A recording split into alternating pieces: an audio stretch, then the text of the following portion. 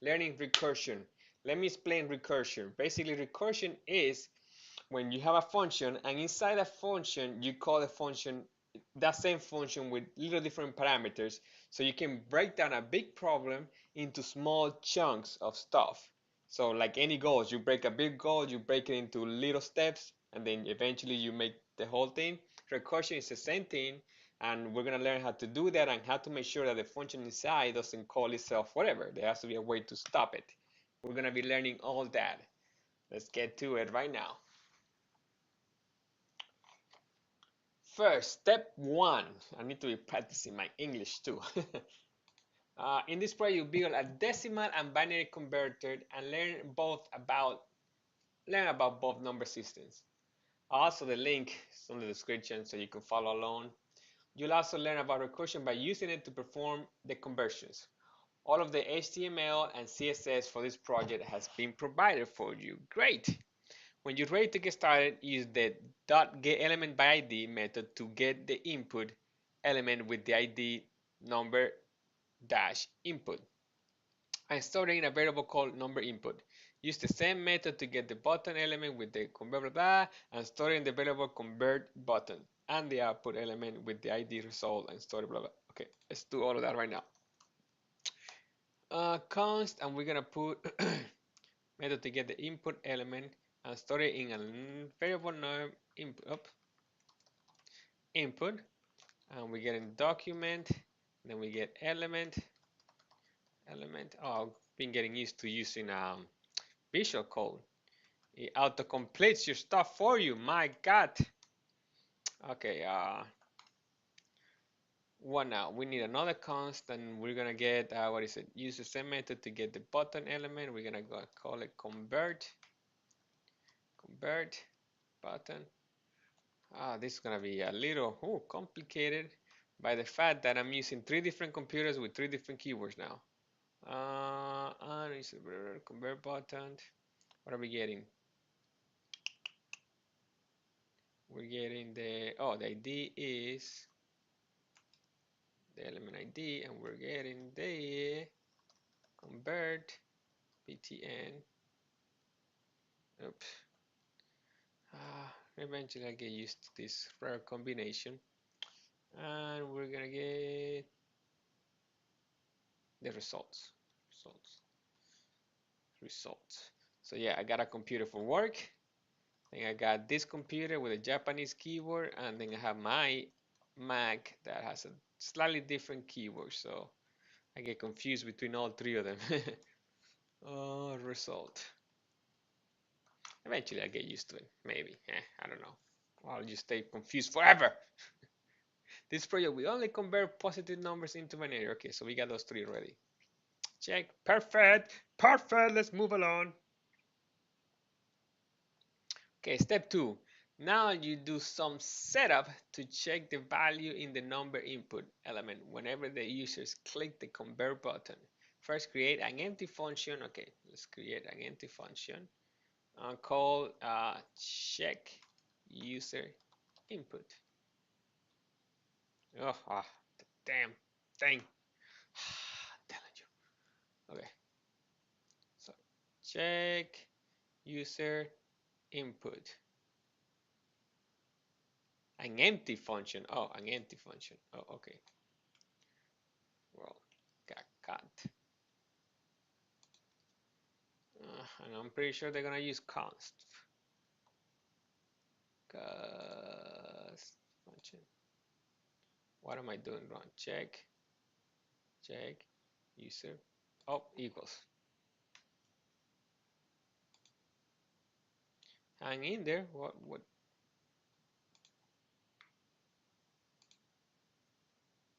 What do you want?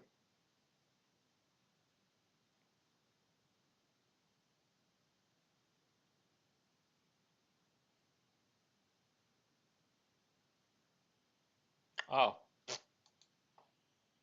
sorry, buddy.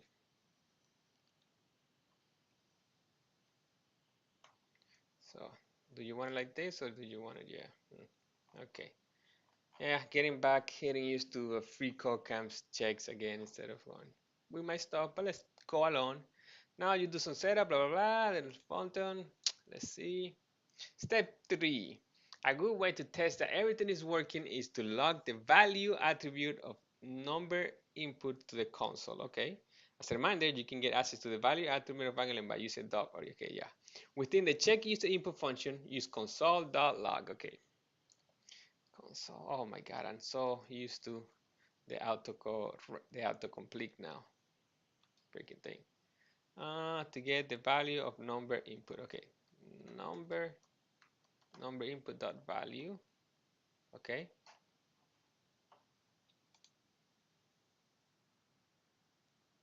Console.log number input dot value. Yeah. Okay. What did I misspell? Oh, I misspelled it right here. Okay. It's morphing time. Correct. Here we go. I should have got coffee before starting. My God. And water. Wah, wah, wah, wah. See me looking. I got my computer set up with the screens. It's a new setup. Not that you care.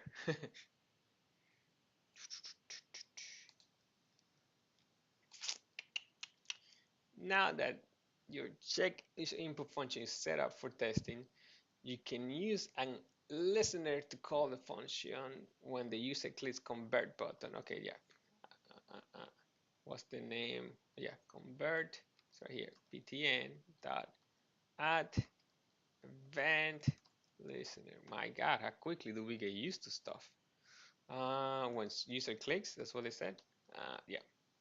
So now we need to add the one in the user. Now that you set for testing, you can use an event to call the function. Okay, so we're gonna call that function. Okay. It's all about the wording. It's all about the wording. Do we have to put the thing? No, we think we put it like that, if I remember correctly. Change the event listener method to convert event. The event listener should listen for a click events and take a reference to the check. Take a reference, okay? Remember that functions reference are not called with parentheses. Yes. Once that is done, whenever you click the convert button, the value of the number input should be locked. Okay. Yep, that's what you meant. The convert button should be working now, but it should get tiring for users to enter a number. Then click that button each time they want to convert a decimal. It should be more convenient to perform the console or enter or press key is press. Key down effects. What do you want? Doesn't do anything yet. Okay. So you want it with the enter and the return key is pressed. Okay. The key down event fires every time a user press a key on their keyboard, and it's a good way to add more interactivity to input elements. Change add event listener to number input. The event listener should listen for every key down. Okay. Okie dokie again. So you want another one then. Convert. You know what? We can just do this whole thing instead of rewriting it again. And then we're gonna use key down. Key down, key down. Make an empty, okay? An empty arrow function as a callback. You got it. And then I guess we'll do it like this. Oops. Damn, keyword. You're not gonna get the best of me, even though you are. Oh, number input. Oops. Oops. That's not. Okay, let's just restart this. You saved it? Oh, you saved it for me? My God. Isn't that convenient? Number input. Sign in to save progress. Why am I not signing in? I'm gonna have to put this. Hold on. Okay, now I'm logged in. All right.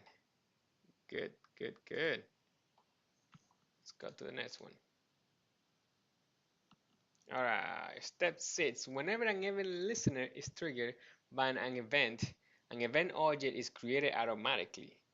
You will always need to use this object, like with your click handler above, but it can be useful to access information about the event that is triggered.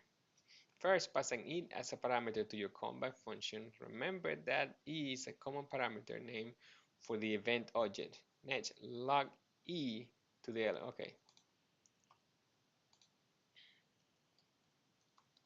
Console.log. Then we're gonna log E. Okay. Sure thing. Well, the second one.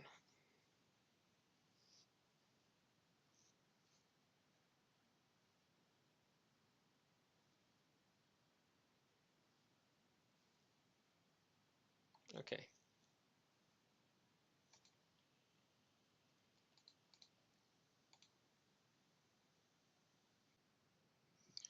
If you open your browser and type in the number input, you see event objects logged to the browser. And if you take a closer look at one of the events, you see helpful properties like type and target. Since you want to perform an action when the enter key is pressed, the most helpful property is key, which tells you the string value of the key that was pressed. Move the console log. Okay.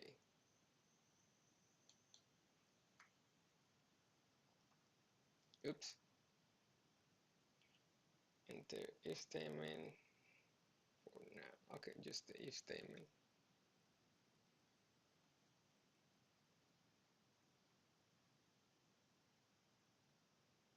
Remove the console log. Let's check if either key is equals to enter.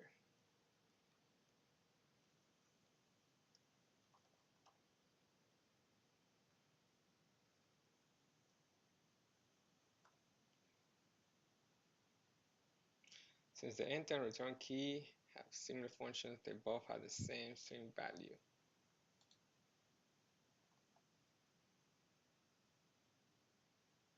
Oh, not assign it equals. Okay. All right.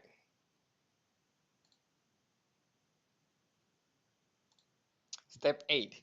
Next, within the body of the if statement, call the check user input. Okay, so we're already in the body, so we're gonna call it check user input. And what do we want after this? Okay, after this, if you enter numbers into the number input and press enter, you should see numbers logged to the screen. Okay, and press enter. So, and press enter. Yep. Oh my God. It's amazing. Check user input. So what was the check user input question again? Oh yeah, it does console log the number input. Okay, yeah. Whatever you put here, it consoles to, okay. That's, yep. You got it. You got it. We are on step 9 of 100. Now that your convert button and number button are listening clicks and enter key press. Time to complete the number functions. And just FYI, this actually helps you do all of this over here. So this stuff allows you to do stuff like this. Let me put it open it here. Second. There you go. So following tutorials kind of help you. Now I did this one from scratch, but learn from the tutorials where you can add stuff. Now it goes to your cart. Then you can increase the quantity. You can save for later. Tells you still got 3 in the cart here. Add this one. Add 3 more. Or add 2, save it. Move this one to the cart. Delete it. Move the cart. Save it. Delete. Whatever you want. So let's just close all of this. Maybe I should just focus on what I'm doing right now. Yeah, maybe I should. Now the convert button and number input are listening for clicks and enter keys. Okay, it's time to complete the check. Okay, so we inside the check user input. It will be helpful to alert users if they don't enter a value into the number input or the number they enter is invalid. While input type equals number elements makes validation easier by allowing numbers and some special characters, remember that all values you get from HTML elements are actually strings. Also, if the number input is empty, the value property will be an empty string. Okay, so we gotta convert it to numbers. Inside the if statement. Oh no, you want inside your okay. Use an if statement to check a value. Okay, check what? Check if the value of number input. So number input dot value is equals to an empty string. Okay, leave the body of the if statement. Okay, so we're gonna check if it's equals to that. That's what you want for now. Okay.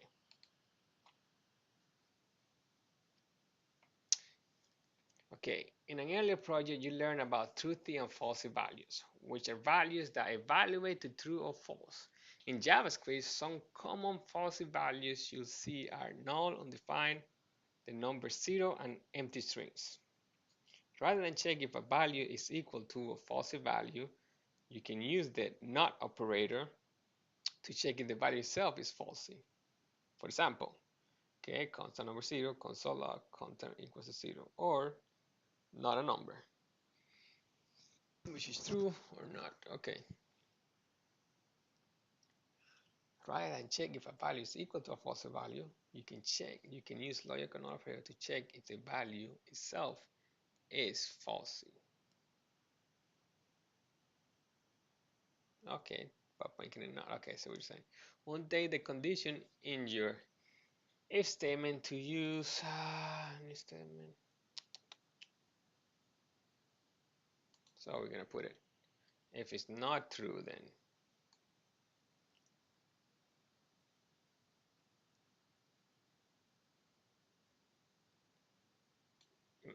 because an empty string is true. If it's falsy.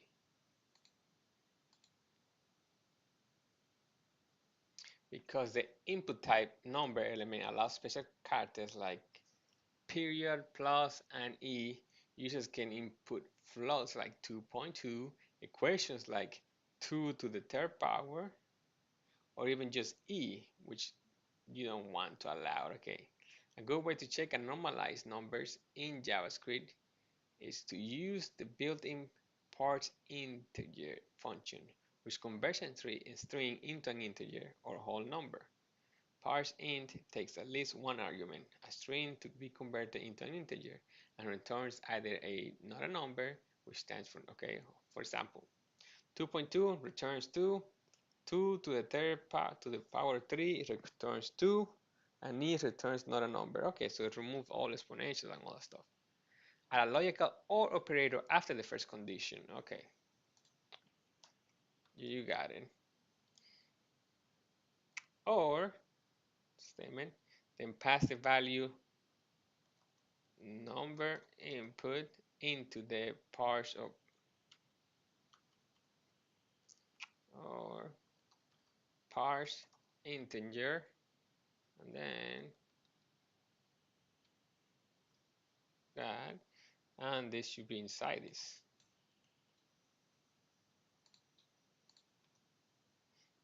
function as the second condition of this statement. So if it's not a false value, or if it's falsy, okay, then on if number integer is an actual valid integer. Okay, that's what that means. What did I do? After the first condition is same, and then pass the value. Okay.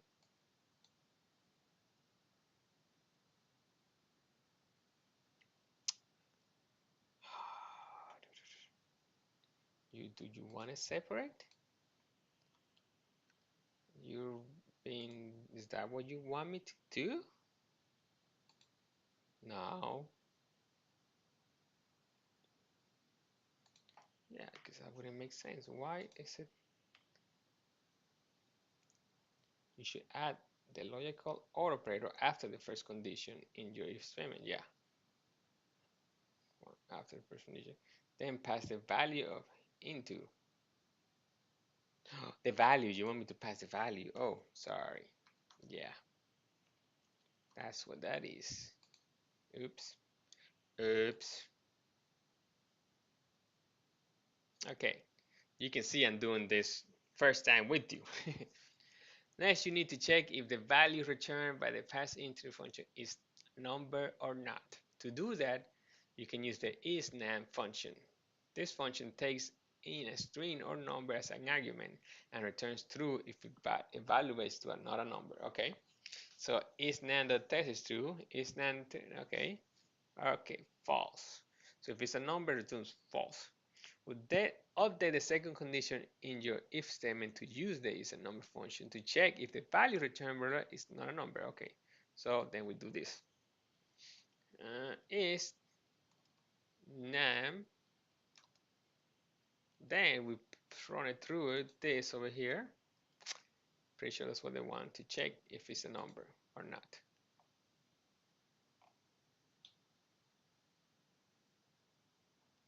So we get that value and we make it into an integer, and then we check if that integer is not is num. Did I misspell it? Also, we mentioned in step 1 that we are considering only positive numbers. We should add a third condition, that's why, in the if step, to check whether the number is less than a third condition. So, and, yeah, there's the freaking, where's the and for this? There you go. Oh, yeah, yeah. And,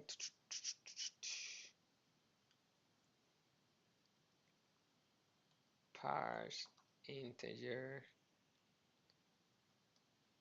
number input dot value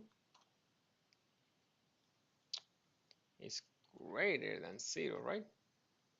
Yeah, greater or equals. To check whether the number is less than 0 or negative. Okay, because you, so not less than 0. You, okay.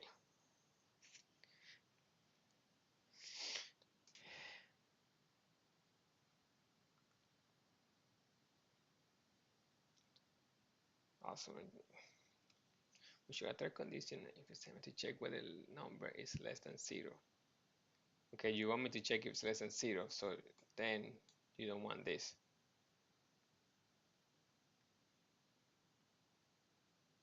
This is false. False.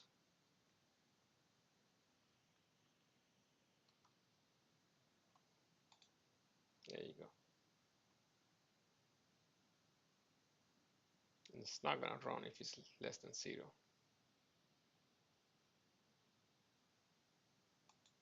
Well, actually, it's, yeah, getting confused now. Step 13. Now you can alert the user if they don't enter a number or the number is invalid before you attempt to convert. Okay, so that's what that was. This is just to give them a message. Okay, so that's all the things you shouldn't do. Alert. Okay, we're just gonna copy. So that's why you wanted that. That makes sense now. Oops.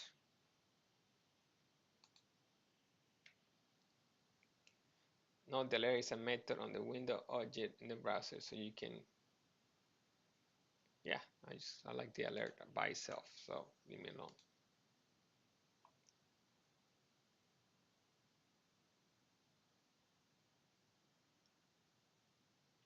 Within the body of your, I'm in the body, right? So we're here. Here. Why? What's going on? within the body of, yeah, so we have this one.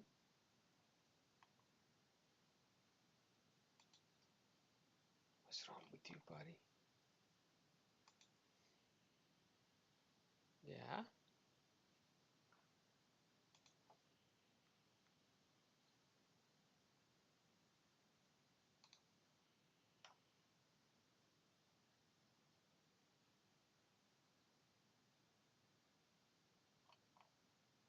Check input.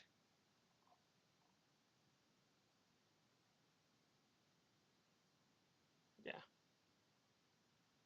And then this is where it closes here.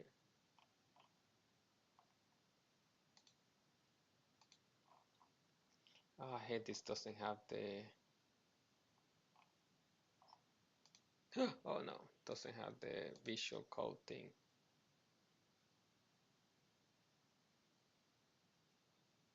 I'm in the body. What are you talking about? That's close here.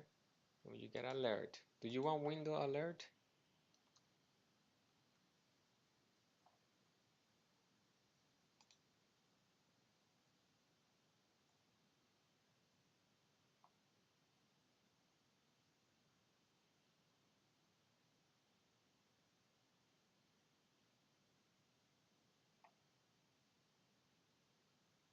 Oh, that's why. Psh, Jesus. I erased that. Let me.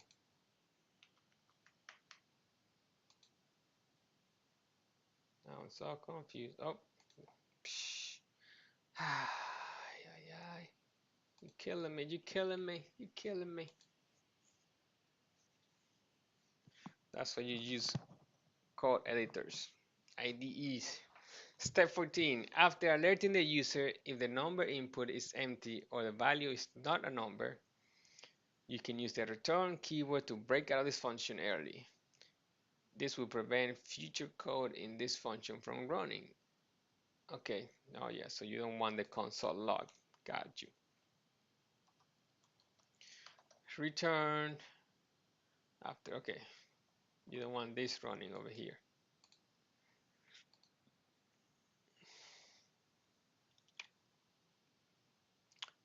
Okay, okay. Now you start the function. Okay. Then the function to actually do the decimal binary conversion. Create a function. Okay. Function called decimal to what? Oh my god. Binary, decimal to binary. Okay. Yeah, this demon thing. Decimal to binary. Create a function called decimal to with input as a parameter. You want input as a parameter. Leave the body of the function empty. Okay. Decimal to binary. Yep. Step 16. Within your check user input function, remove the console log statement. Then call the decimal to binary function and pass in the value. Remove the console log. Then you want me to call the decimal to binary function.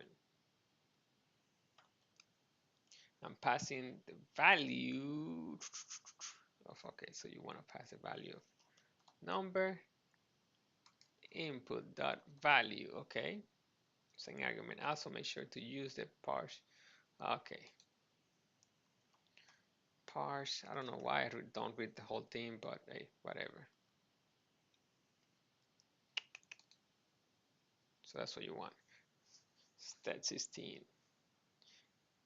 and close to step 20, we're gonna see what we've done. 17, okay, step 17. You should clear the number input by setting its value to an empty string. Then later, when you convert several numbers in a row, you won't have to delete the previous number before entering the next number. Okay, so this is the function. When you check this, if it's not a number, If it's a positive value or less than 0, you get the alert.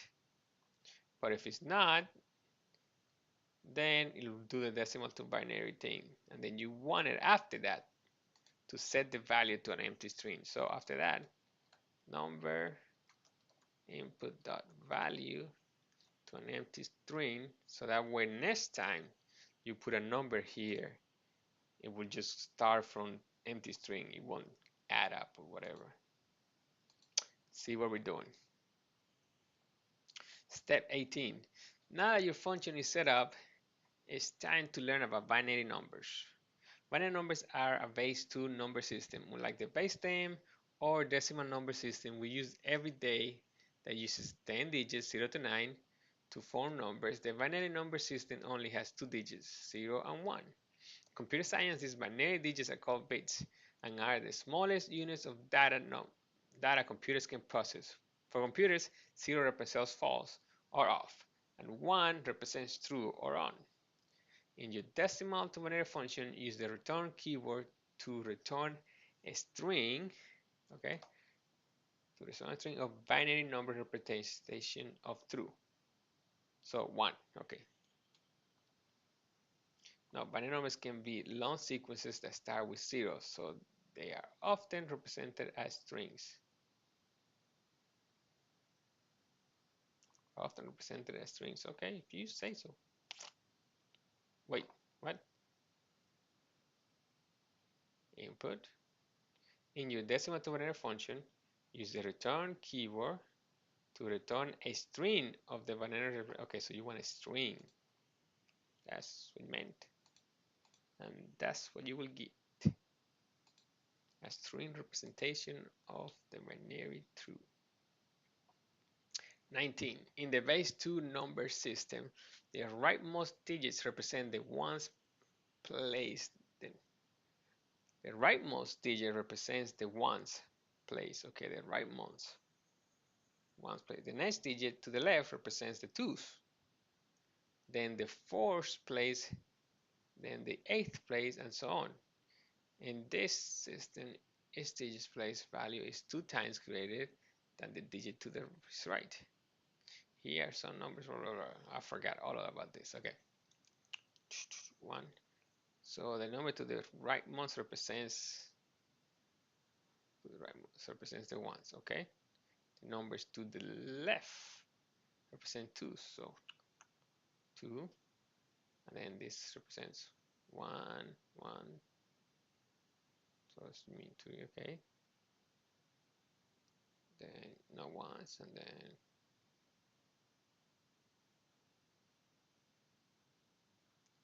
okay, you're confusing me. I just learned a completely different way, but sure thing. However you want to teach this. Notice that binary numbers are formed from left to right, from the digit with the greatest place value on the left to the least significance on the right. For example, the number 3 binary is 11, okay? Or 1 in the 2's place and 1 in the 1's place, yeah? Then the number 4, a digit to represent 4 places, is included on the left, and a set to 1, the 2's 0 and the 1's 0. Okay, yeah.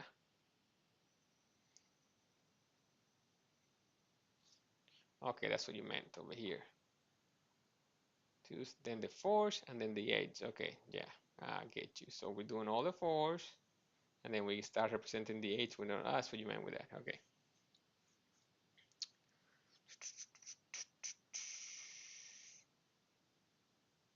In your decimal to binary function, convert to the, that's actually a easier way than what I learned before. In the decimal binary function, convert the number 10 into binary and return it as a string. To binary. Convert the number 10. Oh, okay. So you want me to do it here then, or add another one? Binary.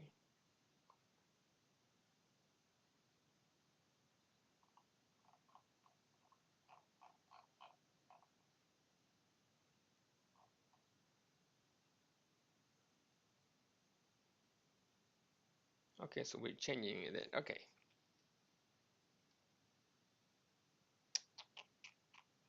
So it will be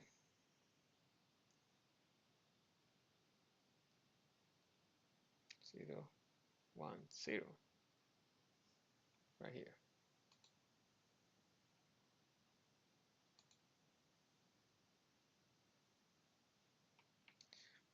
Bits are often grouped into octet, which is an 8-digit set known as a byte. A byte can represent any number between 0 to 255. Here are the placement values for each bit in a byte. Yeah, just by the power of 2. Because bits are often grouped into bytes, it's common to see binary numbers represented in groups of 8, sometimes with leading zeros. For example, the number 52 can be represented as that big long number I'm not going to read, or same number with 2 zeros in the beginning.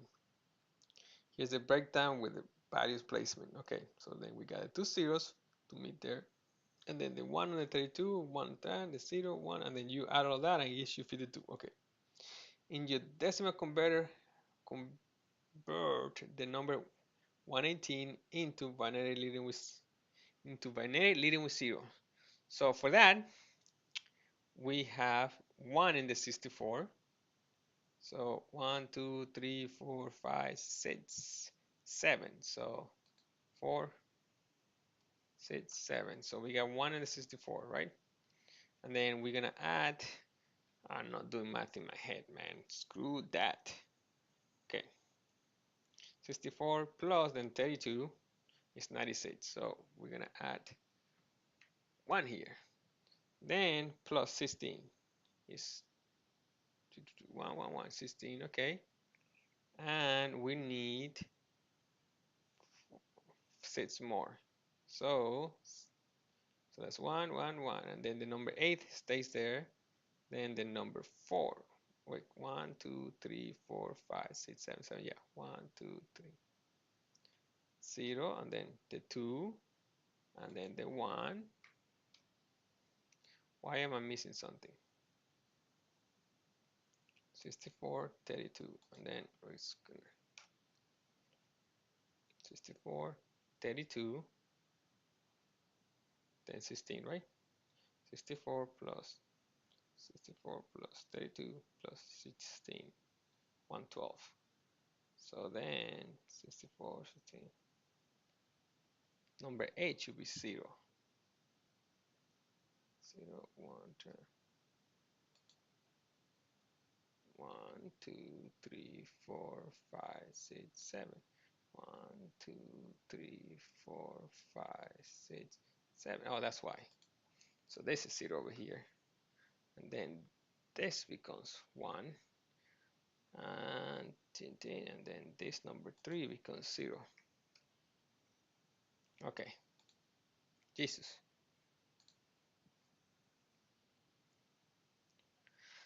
Not my favorite subject in computer science. All right, so after number 20, what have we done? We got in the elements from the HTML. We made a decimal to binary. And we're doing that. Then we did the check input. If it's not a number, it returns the please provide number. If it's not a number, or if it's negative. And then it runs the function we're working on right now and converts the integer into the decimal. And then it resets the value here to 0. So the next time it doesn't, it starts from 0. And then we have the, when we click convert, the event listener, and we have right here an event listener in here. When you press a key, it listens for enter. So you can just press stop and then enter instead of just clicking here every time. And when you do that, it runs the check user input, which is basically this function right here. It runs the function where it does that and converts it. Okay, so that's what we've done so far.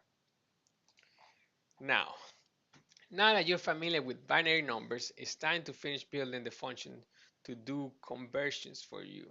You start off with a simpler solution first, then refactor that into a recursive solution. Okay, this is the refactoring that we're learning.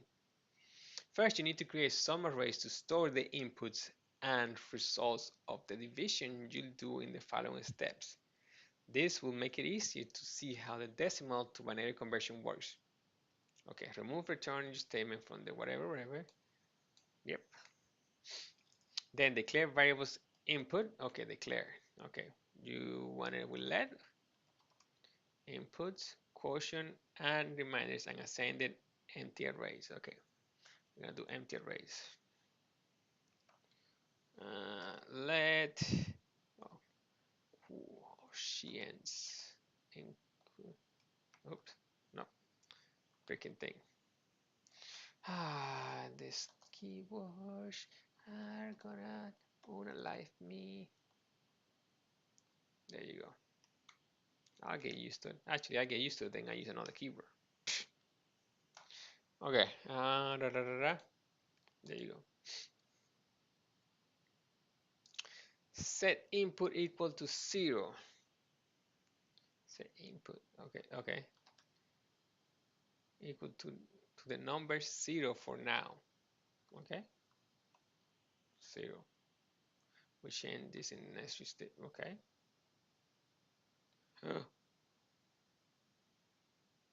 Oh, input, this input over here. Is that what you mean? Oh, inside. Okay. Okay, we're getting the parameter to 0. For decimal to binary conversion, you need to divide input by 2. Okay. Until the quotient or the result of dividing two numbers is 0. But since you don't know how many times you need to divide the input by 2, you can use a while loop to run a block of code as long as input is greater than 0 and can be divided. Okay, as a reminder, a while loop is used to run a block of code as long as the condition is true and the condition is checked before the code block is executed. Yeah, if you do a do while, then it's after.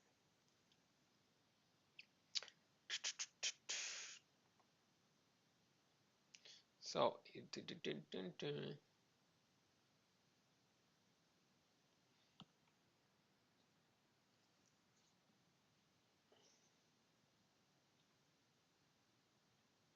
create a while loop that runs as long as inputs greater than inputs greater than 0. Leave the body empty. You got it.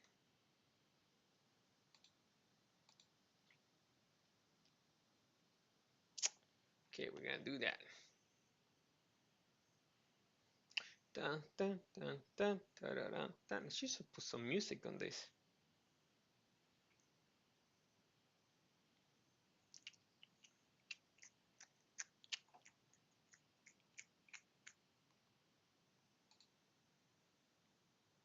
Okay, the tricky part about while loops is that if you're not careful, they can run forever. This is called infinity loop and can cause your browser to crash. To avoid infinity loops, you need to make sure that the condition for the while loop eventually becomes false. In this case, you want to make sure that the input variable eventually becomes 0, so you gotta reduce it. Yeah, move the input equals to 0 statement into the body of the while loop. This will make but it's gonna only work once then. Yep, okay, that's what they say too. To divide numbers in JavaScript, use the division operator. For example, cost quotient 5 divided by 2, 2.5. Okay, in the example above, 5 is the dividend or the number to be divided, and 2 is the divisor or the number to divide by. The result is 2.5. It's called the quotient. Okay, I forgot all of this stuff from college, so don't ask me. Inside your while loop, create a variable named quotient and assign the value of input divided by 2. Okay. Inside, we already have a quotient over there, but you want me to create another one. I'm sure it's going to be quotient, and it's going to be the input divided by 2. Get in the habit of putting that little thing there. Okay, like you saw in the last step, Division can lead to a floating number. Okay, so we're gonna do the math of floor. Okay.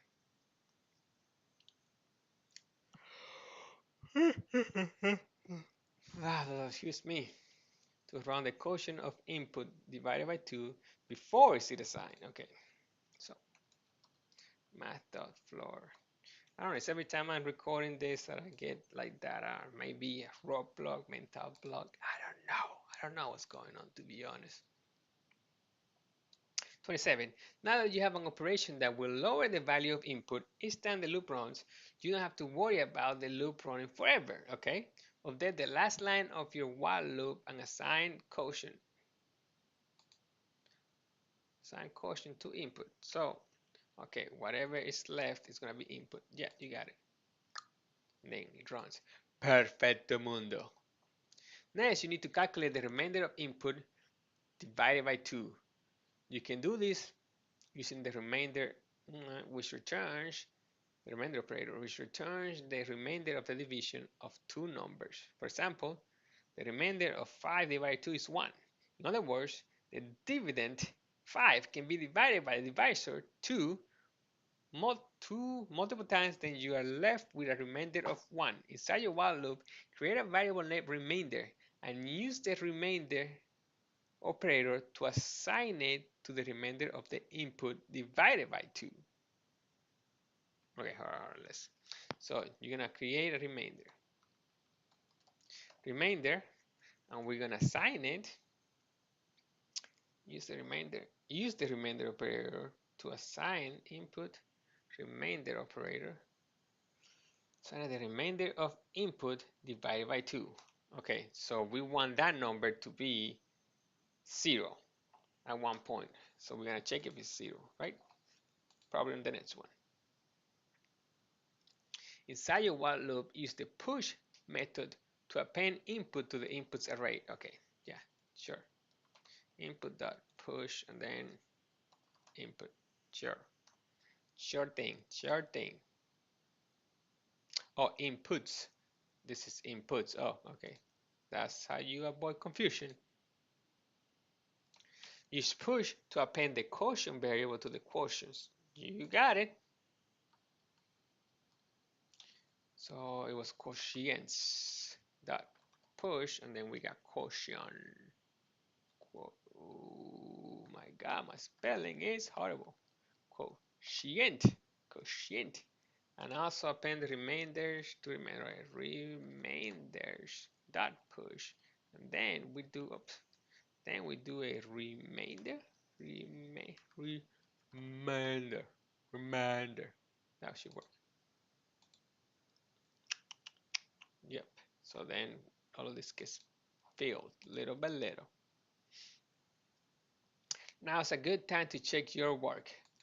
Log the text inputs followed by comma followed by inputs array. Okay. Oh, okay. I see what you was asking. Oh man, I missed Visual Code so bad. Inputs, and then okay, you want inputs here. Inputs array. So okay, yeah.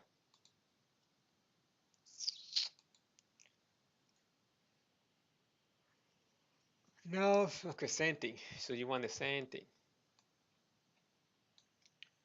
I got you a Merry Christmas. So here you want quotients. Oh yeah, capital letter, because you will get me for that. And then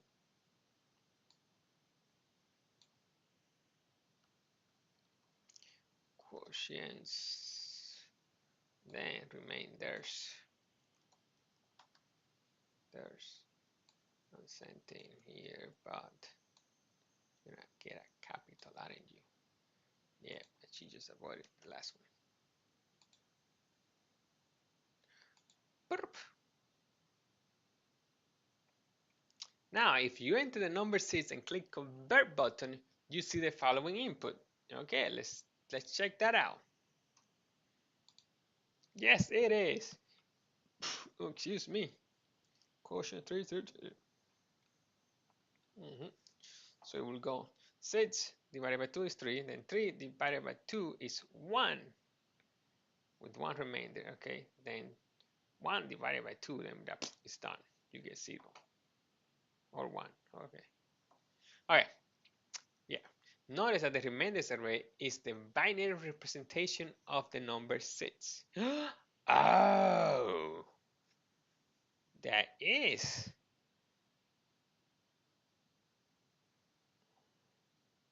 That would be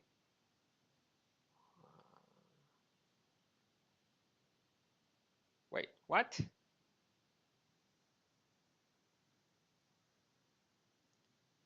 Oh, I mean, if it's keeping 1, maybe.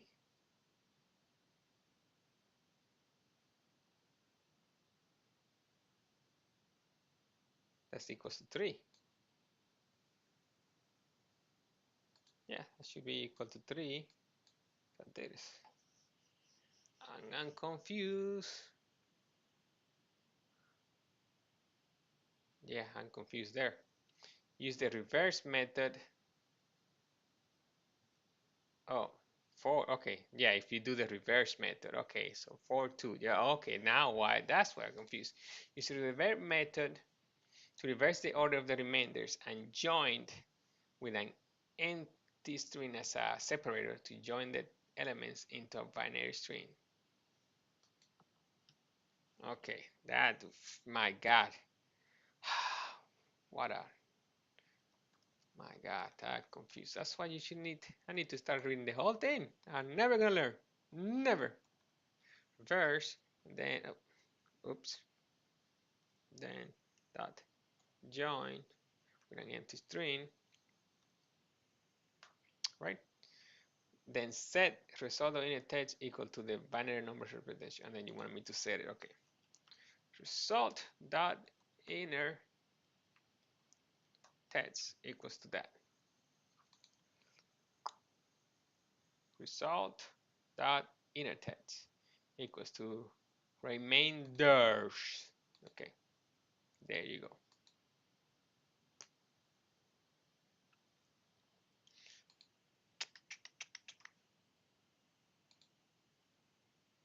Oh, I haven't done console.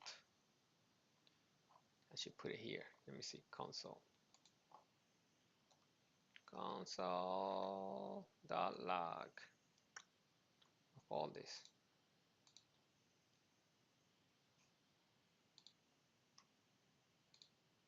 There you go. Yep. 4 plus 2 equals 6. Perfect.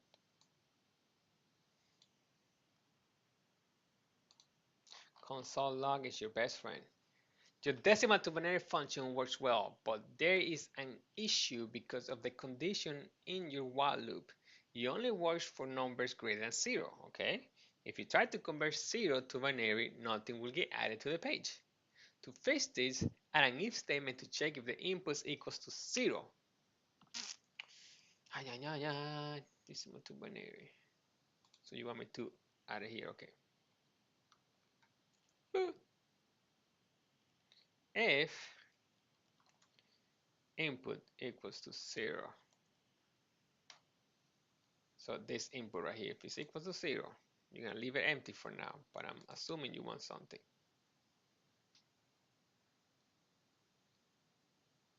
Is great is equal to 0, okay, yeah. Your code does not pass. Why does my code does not pass?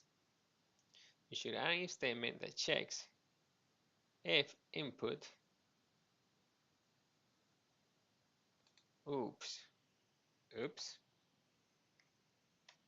sorry, I was assigning it instead of checking. With the body of the if statement, set the inner text of the results. Okay, result dot inner text to equal the string of 0. Then use an early return statement to break out of the function.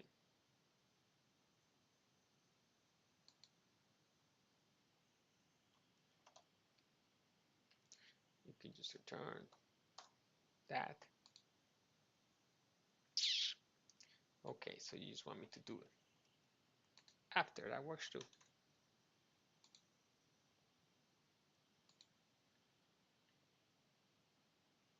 Now your decimal to binary function is complete. Feel free to play around with it.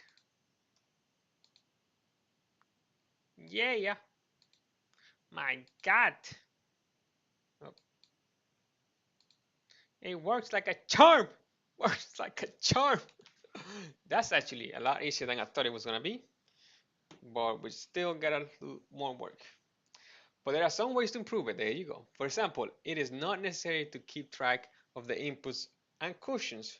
We can clean this thing up to the function so the function is more efficient. Yeah, because otherwise it's gonna keep log of all this stuff.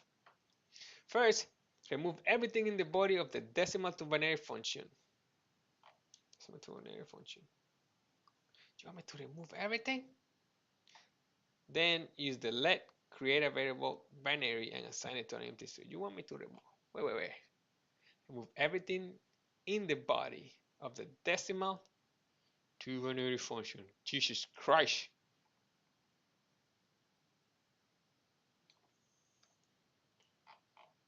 Let me comment it out. But okay.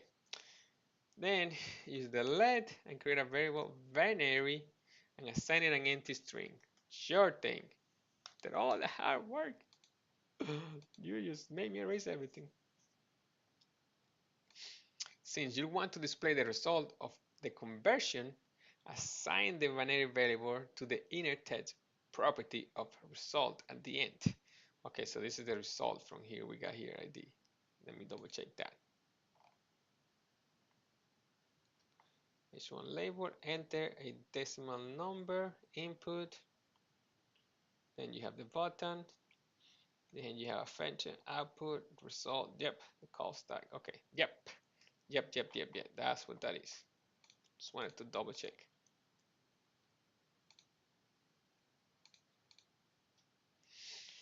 Okay, over here. So the one result. So then assign the binary variable to the inner text of the binary. So,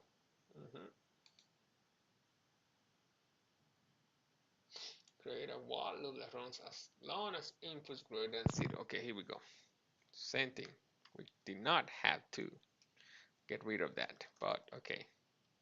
Greater than 0. Could have saved all that code. Be careful not to trigger the decimal to binary function before your input is equal to 0. So before you set input equals 0. Otherwise, you could cause an infinite loop.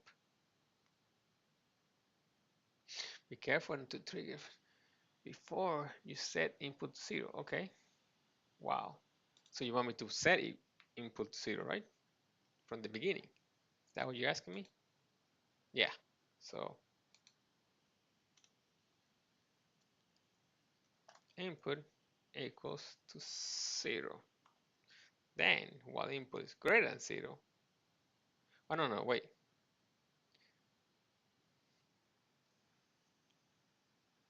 Inside the while loop. Yep. Oops.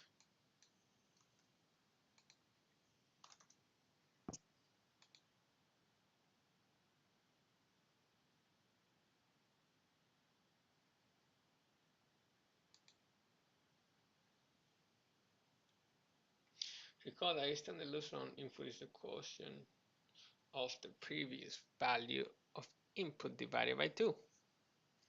Round it down. Eventually, input is less than 1. And the loop stops running. You can do this in a single step. Inside your while loop, set input equals. Okay. So input equals equal to the quotient of input divided by 2 and the math of floor. math.floor.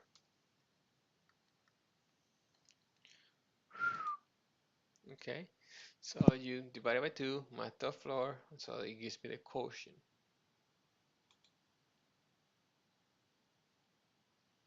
In the previous version of this function, you push the remainder of input divided by 2 to the binary array. Yeah. Then later you reverse and join the entries into the binary number string. Yeah. But it would be easier to use string concatenation within the loop to build the binary string from the right to the left, so you won't need to reverse later. First, use the remainder operator and set binary equals, okay, so binary equals to the remainder of input divided by 2.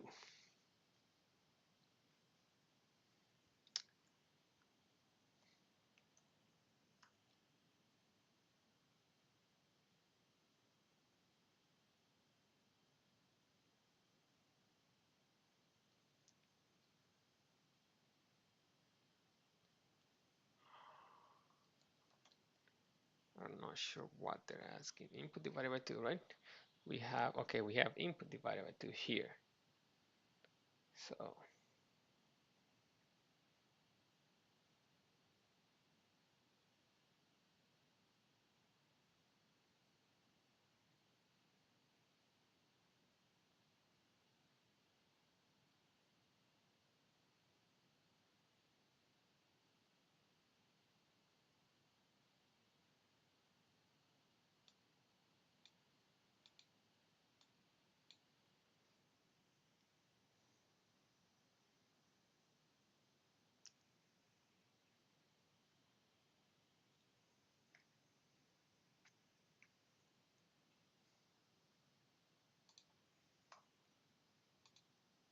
okay,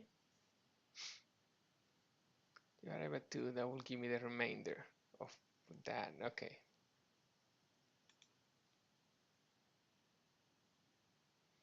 Then use the addition operator to add the concurrent value of binary to the end of the equation.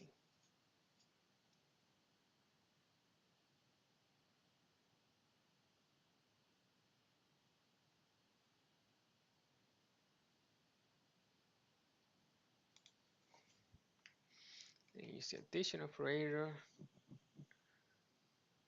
to add the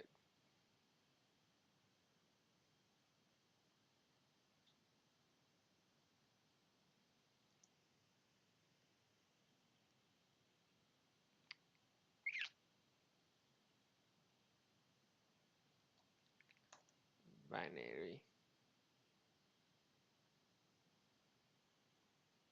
So binary is gonna be, when it runs the first time, it's gonna give me the remainder of that. And next time, it's gonna give me the remainder of that, but concatenate the current value. Okay, I see. Yep, I see. Oh, no.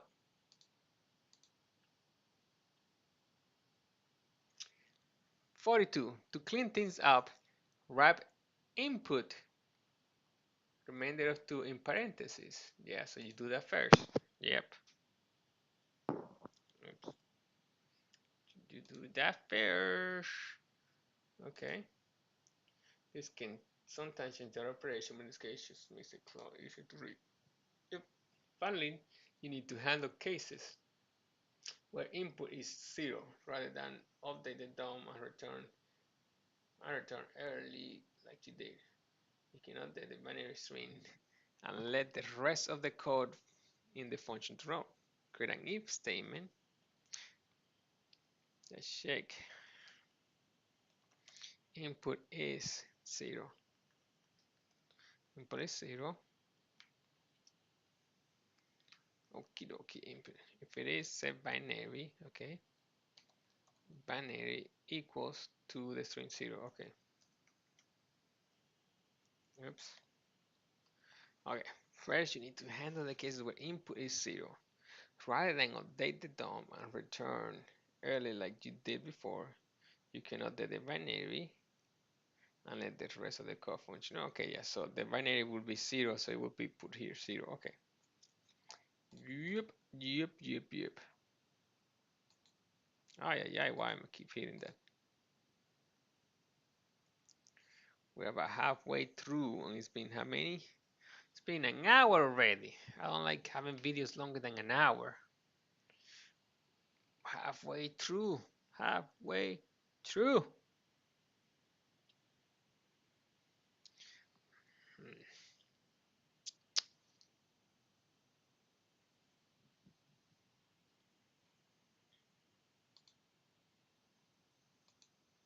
Awesome.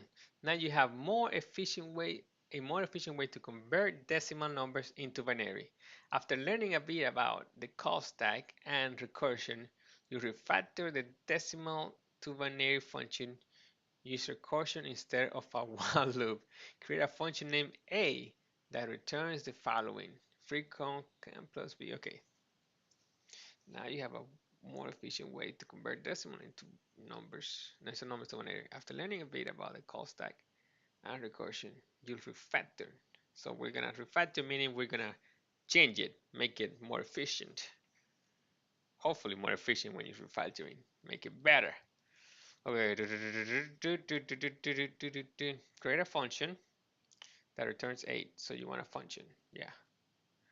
Function name A. Okay, name A, and the function returns the following value. Return free code camp plus the function B. Sure thing. Step 45. Next, create a function named B that returns the following. Okay, sure. Function B, and it returns the following. What does it return? Is, oh, okay, plus the function C. Okie dokie. Let's see where we're going. Also, create a function named C. And what does the function C does? It returns awesome. My God, I could never see that coming. Awesome. And that's about it. Okay, good.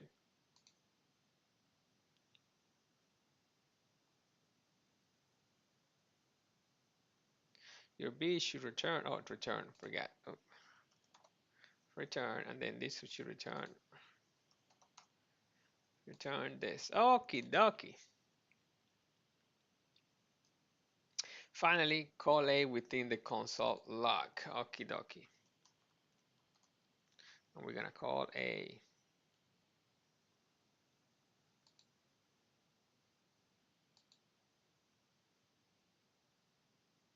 In computer science, a stack is a data structure where items are stored in a last in, first out. Okay. So if you put this one last here, then this one comes out first. So you put this one, that's a stack. If you imagine a stack of books, the last book you add to the stack is the first book you can take off the stack. Or an array where you can only push and pop elements. The call stack is a collection of functions stored in a stack structure. When you call a function, it is added to the top of the stack, and when it returns, it is removed from the top end of the stack. You see this in action by creating a mock call stack. Initialize a variable called stack. Okay, let call stack and assign it an empty array. You got it. If that's what you want, that's what you get. And then putting this in here, but I hate this Japanese keyboard. Not used to it anymore. Okay. When you call runs, the add function is added to the call stack first. Yeah, in your call stack array, add the following string. In your call stack array, okay. So you want me to add a, oops. Oh man, yeah. A, then this, and then returns with the codes. Free code camp. There, then plus. I. B. Oh, I hate this freaking thing. You know what? I have multiple keywords. I should just get an American keyword connected to this laptop, and then we're done with this. I don't have to get back used to this, unless I'm using the camera.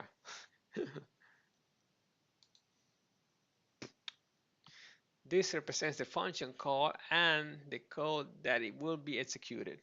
Note, since uh, since the string you adding includes double quotation marks, wrap it in a single quotation mark or by text. Yeah, okay, I did that. Yeah. Step 49. Then since A calls B, the function B is added to the call stack. Next, add the following string to your call stack. So you want me to file another string, okay.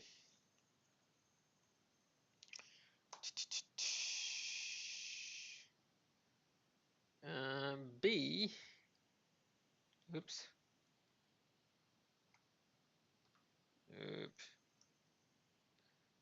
B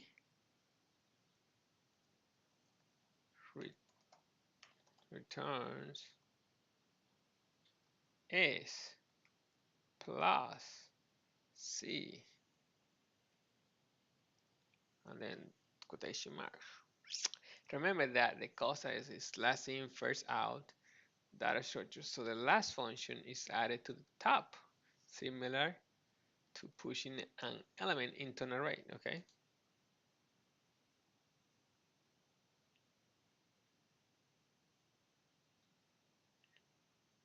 So I should have put it first then.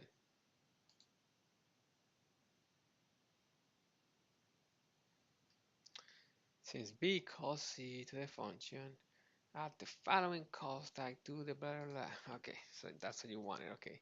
We're gonna get C and returns, oops, awesome.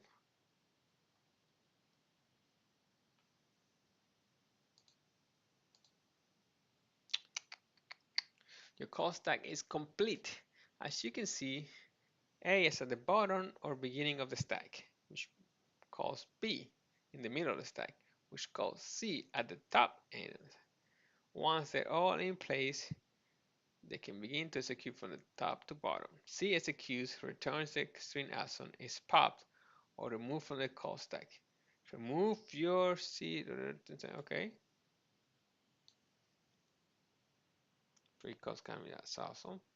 Oh, that's what you're saying here, okay.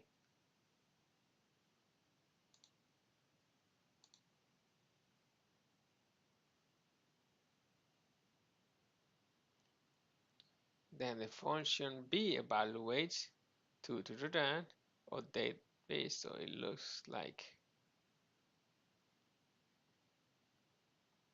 is awesome. Return is okay.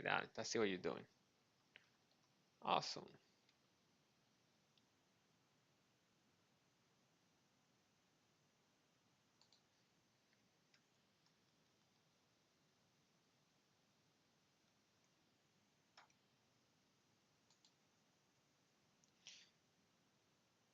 So you want me to change like that, and then this. Why go through such the trouble and not just leave it normally, man?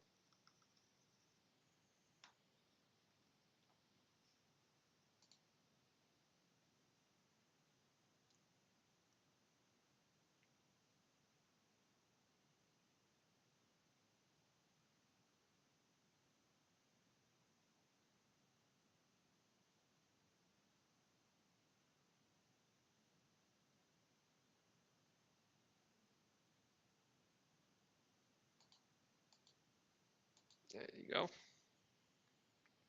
Now we're gonna remove. Of course, we're gonna remove this.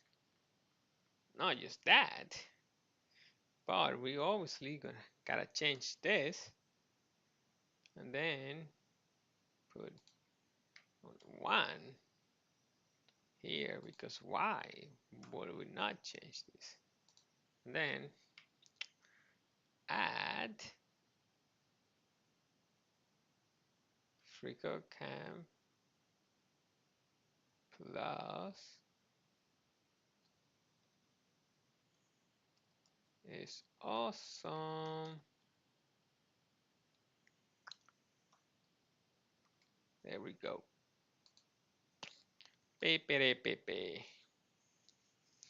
Finally, it returns the concatenated. Okay, yeah, we're just gonna put it like that.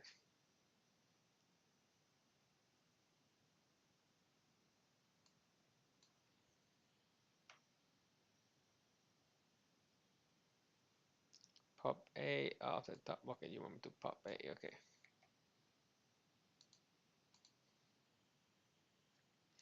Well, that's a simple sample. It demonstrates how the call stack steps through your code and calls multiple functions.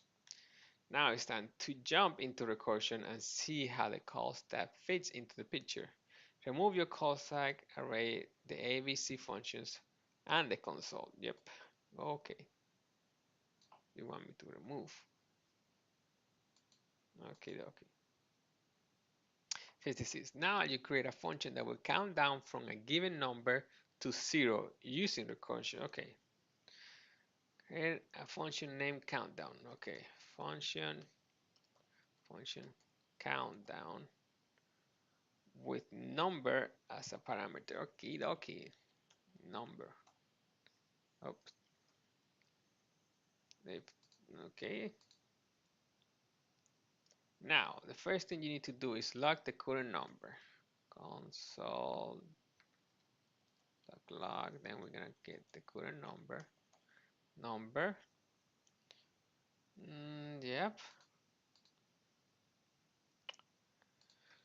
A recursive function is a function that calls itself over and over, but you have to be careful because you can easily create an infinite loop. That's where the base case comes in. The base case is when the function stops calling itself, and it's a good idea to write it first. You got it. Since your countdown function will count down to a given number to 0. The base case is where the number parameter is equals to 0. Then it should return to break out of its recursive loop. Use an if statement to check if the number, okay, so that's not that bad. 0. Okay, and over here, and if it is, use the return key. If it is, okay, sure thing.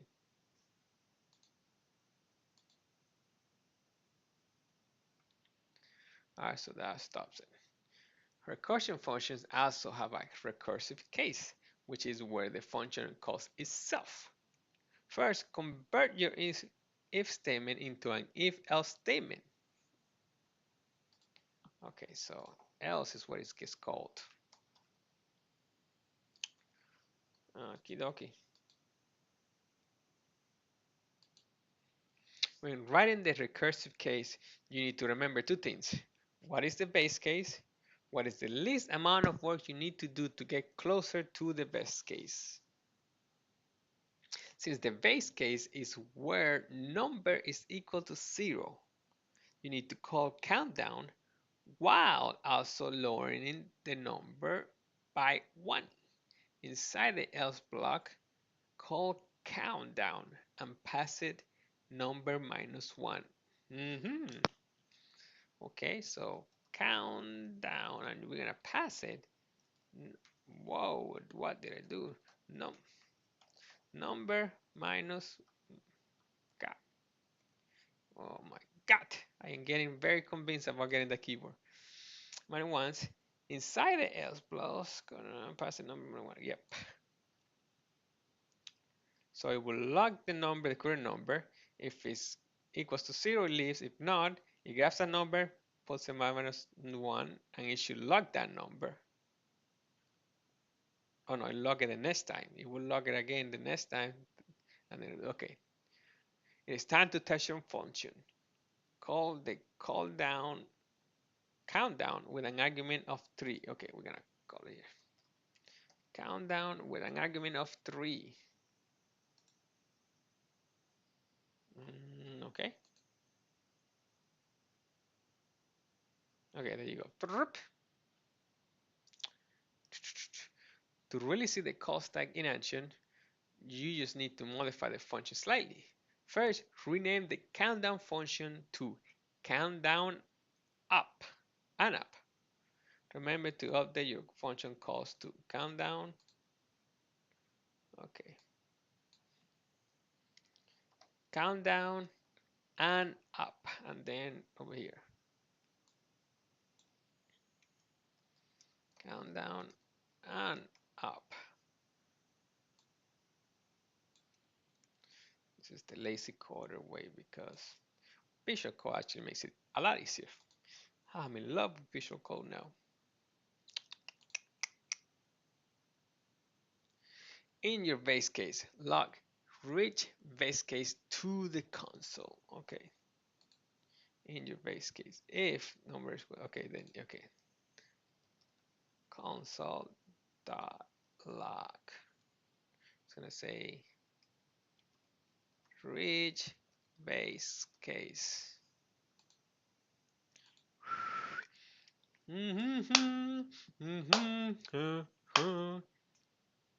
64 or almost 65. We got some time. It's been an hour and 30 minutes, so 30 minutes it should be done then. Might go the whole way through.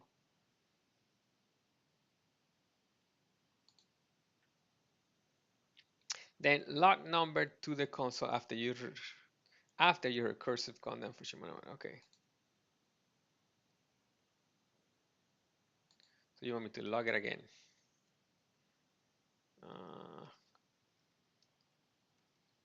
Console.log, and then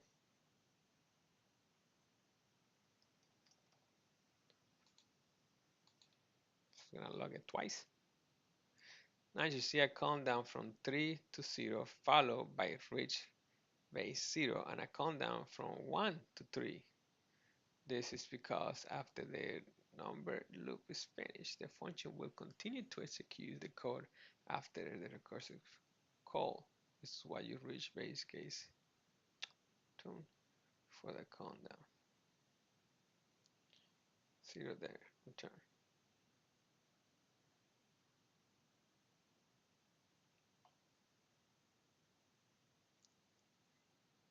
Okay, you guys, they changed this stuff to this. You're gonna run it here. You put a number, it's gonna log 3, then 2, then it should log 2, then 1, and then it will be 1, 0, then it's gonna 0.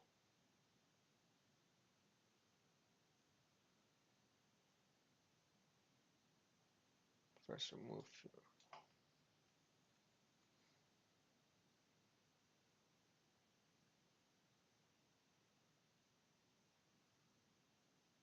Wait, hold on.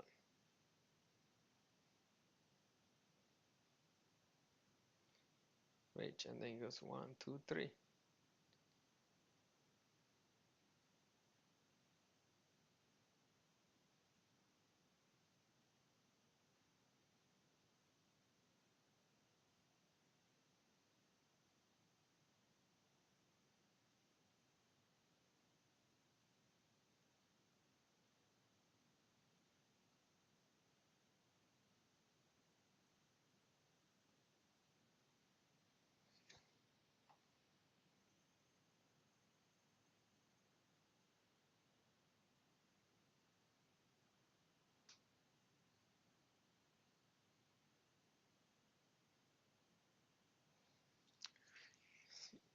To the 0 followed by the reach case, and you count them from 1 to 3.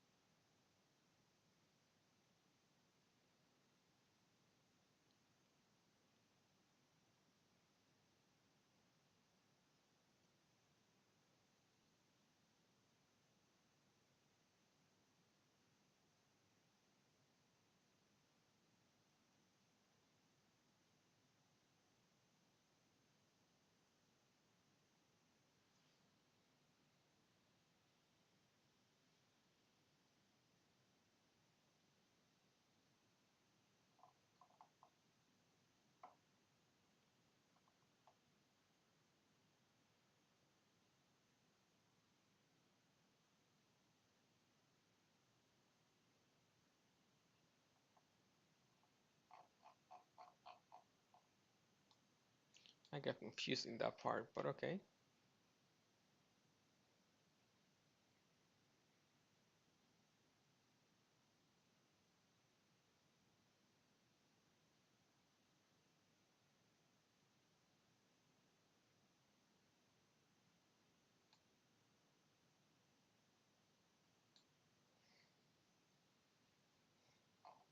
It ran that, and then it,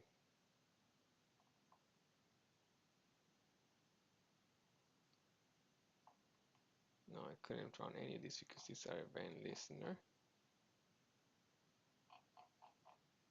But okay, got confused there. And remove the contents of your decimal to binary function. Leave the body of the function empty.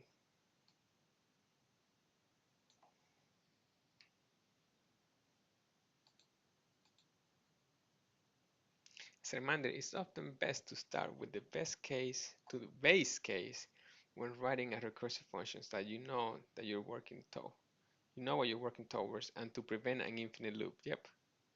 Actually, people get screwed with this with Firebase and stuff like that. Someone got charged $120,000 because AI messed it up.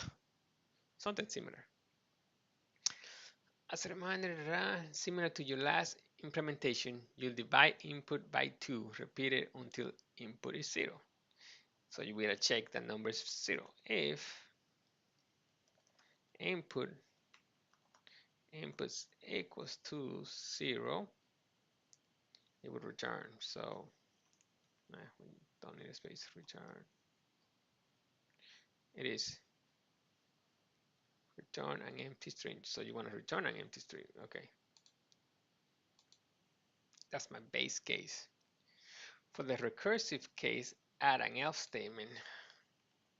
A statement. What do you want me to state? Else is or just else? Oops.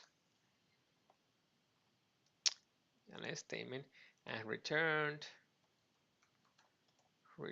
the result of calling decimal. Okay, decimal to binary and pass input divided by 2 rounded to math of floor. Okay, yep, floor. And we're not gonna parse integer on this one.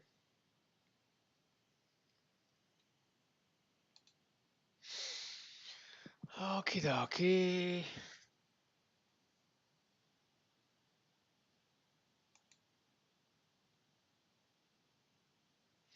This effectively lowers the input by roughly half each time the decimal to binary function is called. Okay. However, remember that the binary number string is built by calculating the remainder of input divided by 2 and concatenated that to the end. After you call the decimal to binary, use the addition operator to concatenate the remainder of input divided by 2 to the end of the string your recursive function returns. Also, wrap the operation in parentheses. Okay.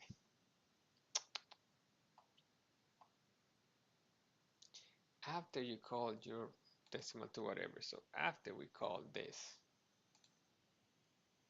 all right, we're gonna concatenate this to concatenate the remainder of input divided by 2. Input remainder of 2.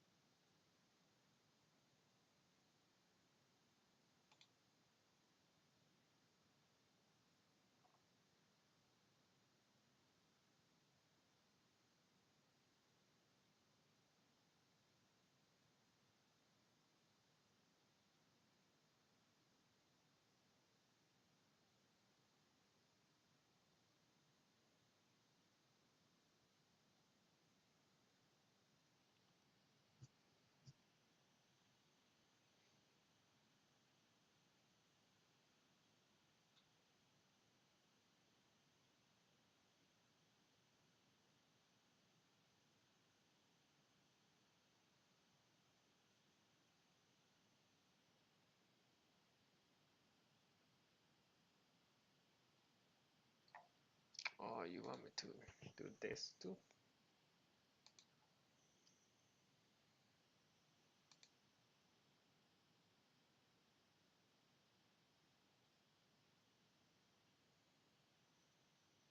And you don't want me to wrap this. Okay.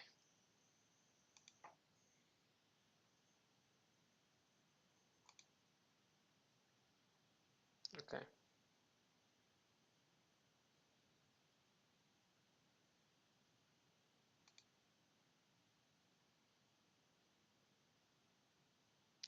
Finally.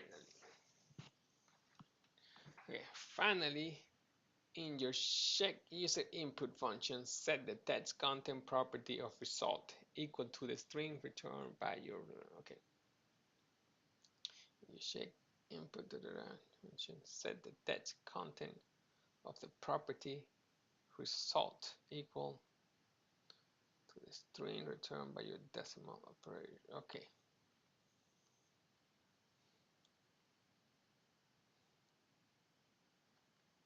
Result dot text content equals what you get there.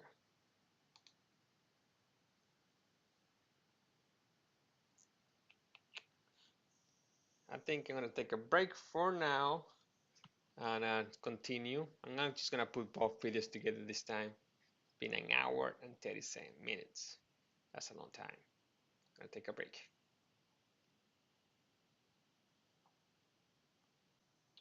All right, I took a pause. So if you need to pause, go ahead. I needed to. So by all means, let's continue. Step 71 out of 104, I believe.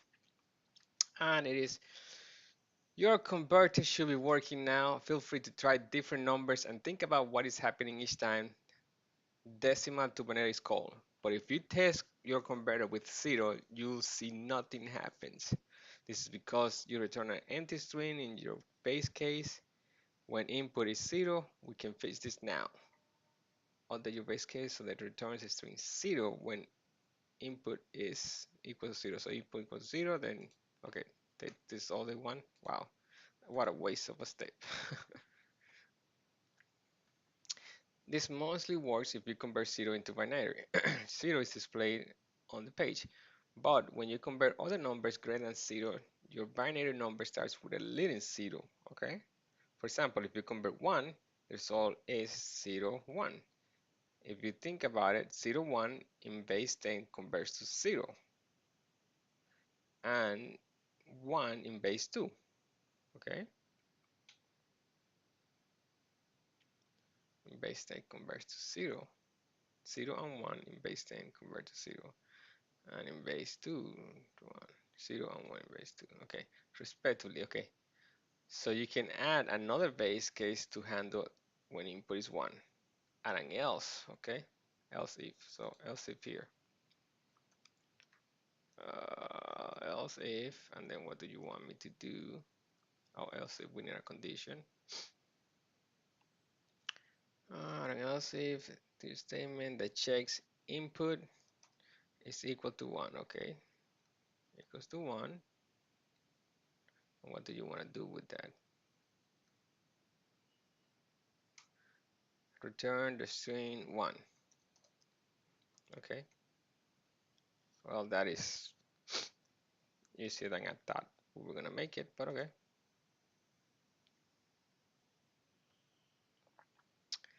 Now everything should work as expected, and since you know that input will either be 0 or 1 at this point, you can combine your two best cases and just return input as a string. Okay. For a reliable way to convert a value into a string, even falsy values like null and undefined, you can just use string function, for example, okay, yeah, to make it into a string. Yeah. Combine if and else if statement into a single if statement. Okay. Yeah. Checking if input is equal to 0 or, oops, that's not, okay, okay. Input is equals to 1 and then just return string.input. That's the smart way to do that for sure. String, oops. I swear it's the keyword. I swear. String input. If it is, use string function to convert input into a string and return it. Yep. Okay. And what is this step? You remove this. Else, yeah, you don't need this one either. Else that. Okay. Now, decimal to binary function is complete. Feel free to test it out. 0, enter, okay. 1, enter. 10, okay. 10, 10, 10, 10. If you're still confused about how it works under the hood, don't worry. Next, you create a simple animation to help you understand what's happening each step of the way. Create a new function called show animation. You got it. Function show animation. Oops. And then leave it empty because they always say leave it empty. Yep, that's what they said. All right. You should animation when the user starts to convert the decimal number 5 to binary. So you need to add a check. Okay. If number input value, yeah, that's what I say, equals to 5, then you want me to do what?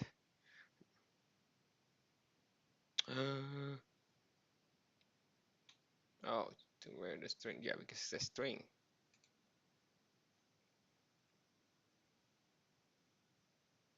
Yeah, very true, very true. That would have gotten me so bad. This is where tutorials are good, to remind you stuff like this. When you've done your own project, you come across it, you'll remember it, you'll learn it. Okay, string number for comparing. Leave the stem empty for now. One step at a time. If the value number is equal to 5, call the show animation function, then return key early. Okay? So we're just gonna call show animation and then return.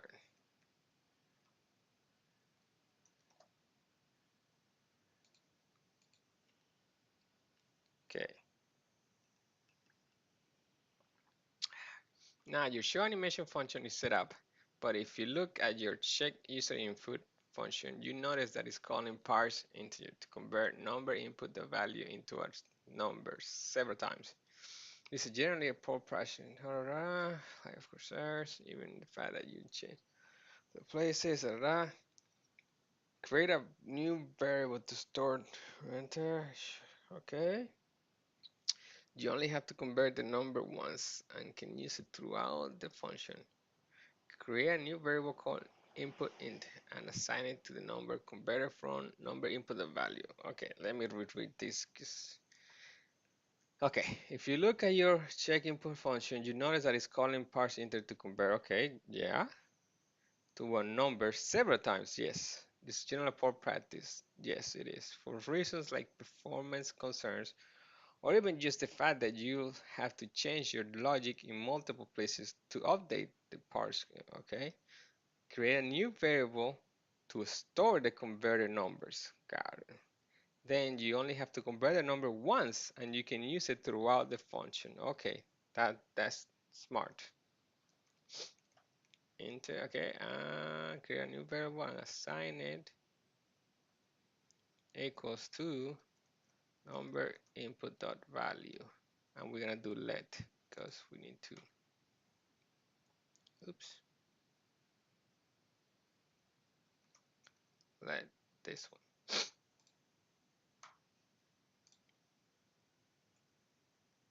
You should use, oops, I forgot the old thing.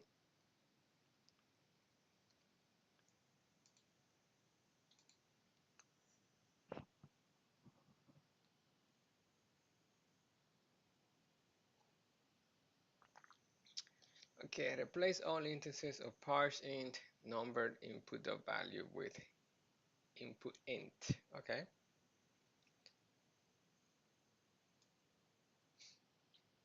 Oh, you want const. Oh, because you don't want to get it reassigned. Okay, yeah. Here.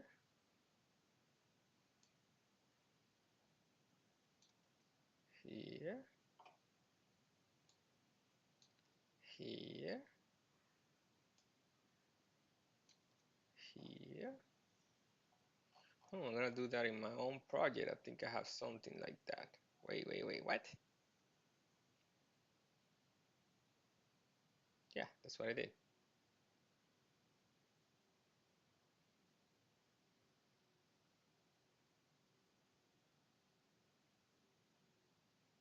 That's exactly what I did, buddy. So I don't know what you're talking about. Okay, let's just reset.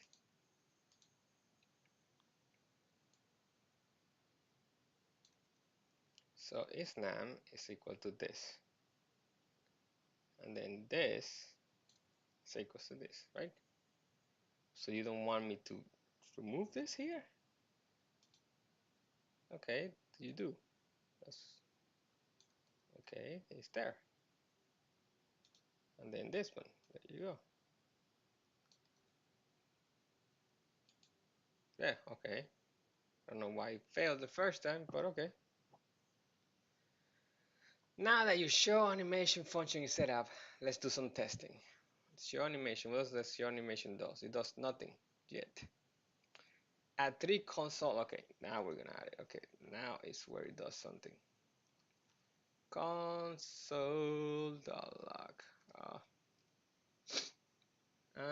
Means in the show animation function, log free code and cam to the console. Okay.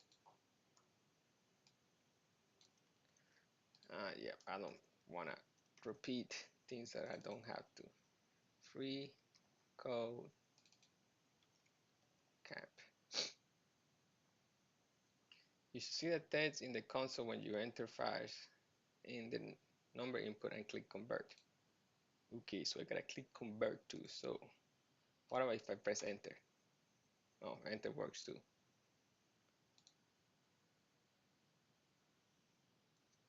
Before you start writing code for the animation, let's take a look at the function you'll use to add and remove elements for the done timeout, okay? The set timeout function takes 2 arguments. We have a new set time, okay. A callback function and a number representing the time in milliseconds to wait for executing the callback function. Okie dokie.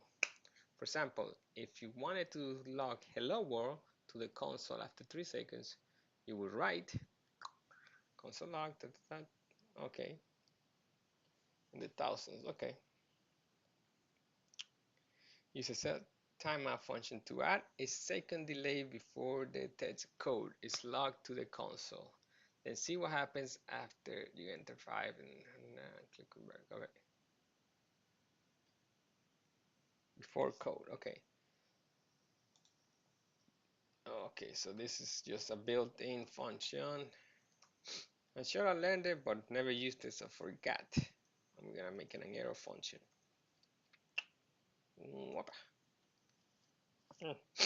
Jesus. Okay.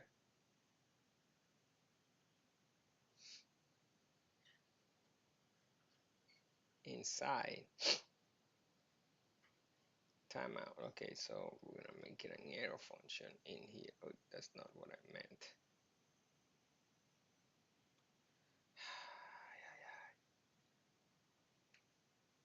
Okay. Opens here. You put the console log. Then you close the arrow function. And then you're still running the self timeout here. Okay, that's why. Okay. Got confused there for a second. Then the 3 seconds. We got 1 second delay. You want 1 second delay. Okay, then close the function. Yep, okay.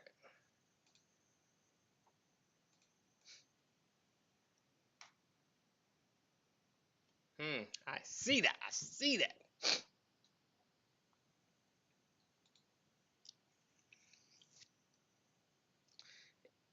If you test your code, you notice that your call logs are not in the expected order.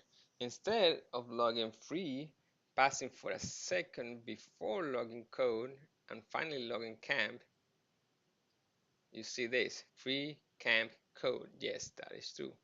This is because a timeout function is asynchronous, meaning that it doesn't stop the execution of the rest of your code.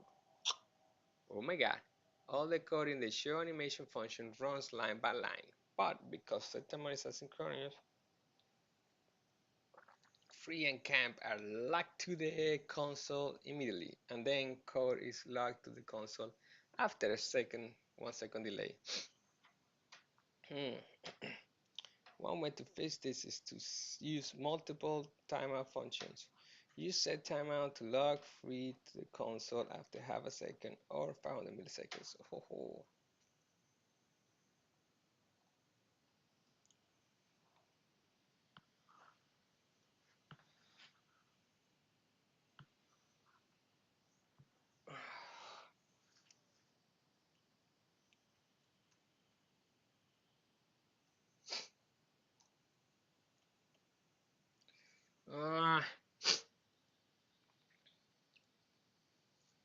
Okay, this is because of the function. It's to set multiple set function. Use timeout log free to the console after half a second. Okay. Gotta make sure to get everything out, otherwise it's no point of doing this. And this is another one.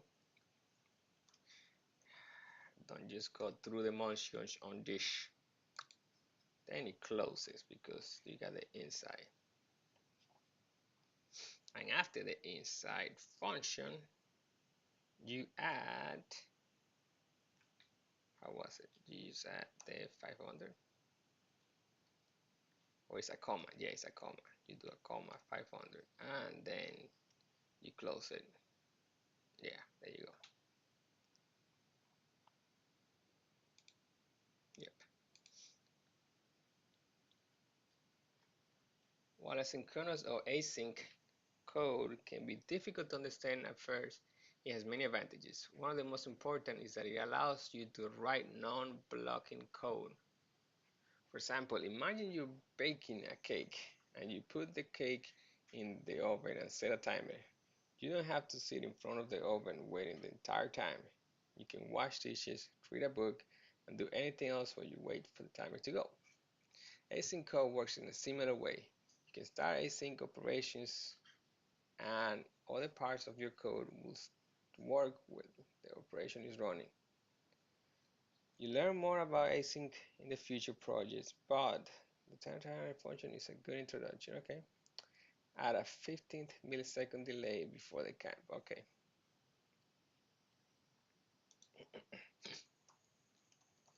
Say timeout.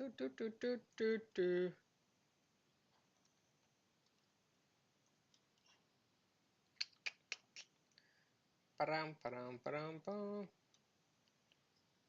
Get the 15 milliseconds. And then you Security can be difficult to understand whenever different allows you to write non-blocking code. For example, imagine okay, you forget to on time, but you don't have to sit in front of the button.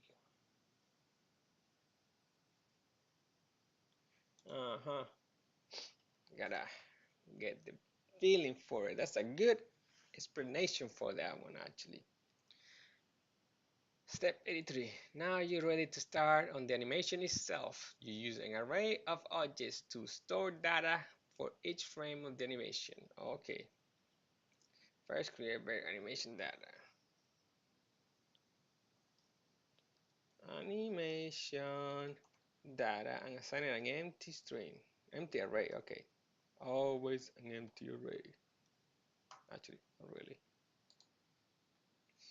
My God. Next, you create an object to represent the first frame of your animation. The object, you have two properties. Okay.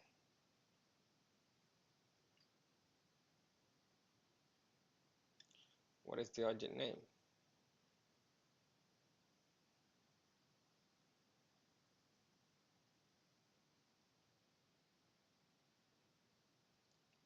Okay, input validation. I'm gonna leave it empty for now. The value of the input each time your recursion function runs, and add L delay. Okay.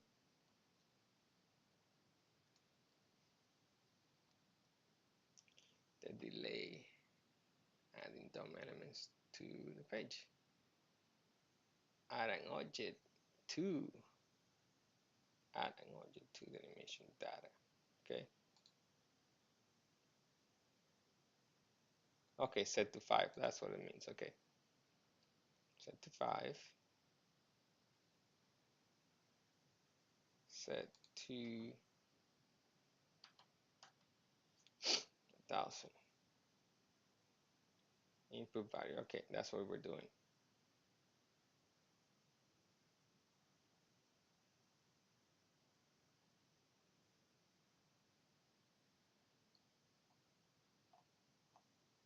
To make it an object.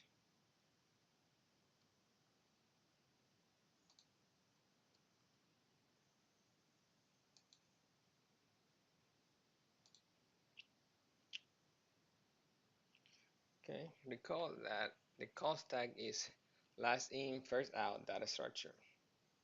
This means that as functions are called, they are added to the top or end of the stack, and as function returns, they are removed from the top of the stack.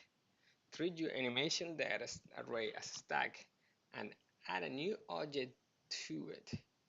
Your new object should have the properties input value and add delay set to 2 and 500 respectively. Remember to add this object to the top of the stack, or in other words, to the end of the animation array. To the end of the animation array. Yeah, because when you pop, you take the last one. So, okay. So you want me to add another object. So it's an array, so it stays, then we add. And then we do, we're just gonna copy this because save yourself time. And then you want it at 2, and you want it at 1500. Yep.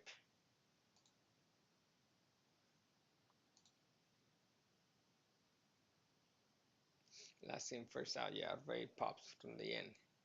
Add another object to the animation here, 1 and 2000. Okay.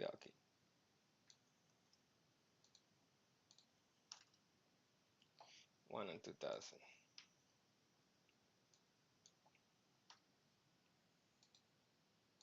Okie dokie. Now you start building the animation itself. First, use document ID. Okay. Select the element with the ID animation and assign it to a variable animation. Yeah.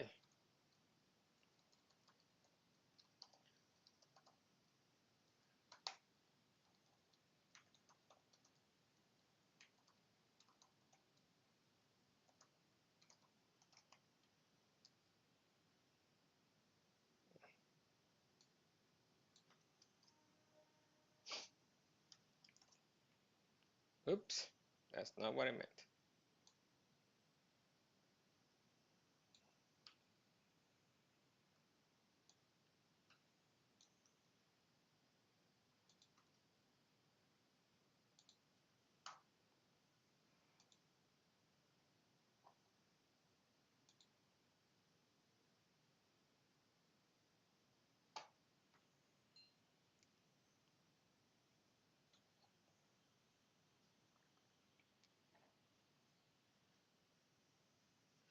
Let's clear out your show animation function by removing all of your timeout calls. Okay.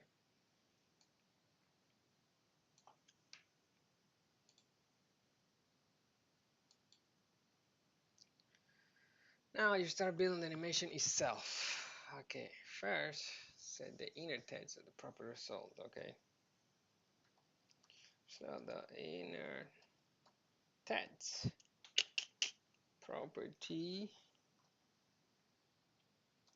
equals to call stack animation. Oops.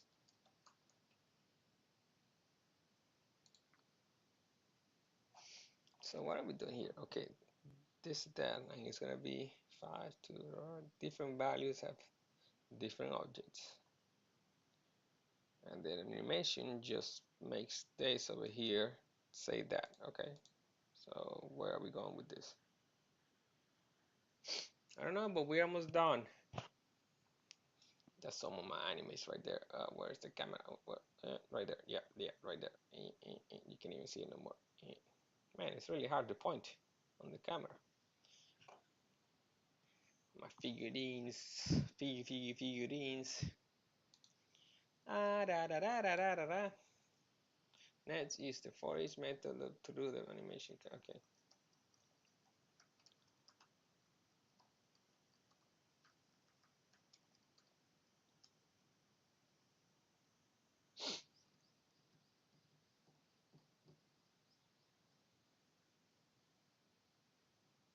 For each, the callback function pass in object as a parameter. Oh, because we're gonna pass the object over here. Okay. But leave the body of the callback function empty for now. Yep, as per usual, step by step.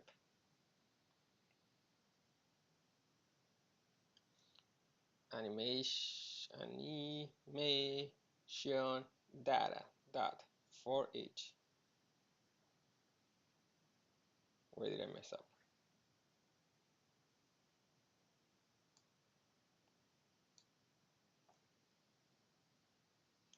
Oh, callback function. I need a callback function, so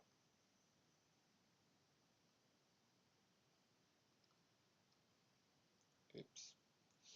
What we're gonna do? There you go. Since you have a timing for each frame of animation stored in the add L delay, you should use that value with set timeout to set out the delay to add elements to the DOM.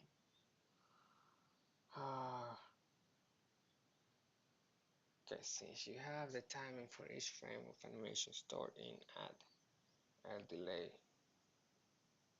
you can use that value.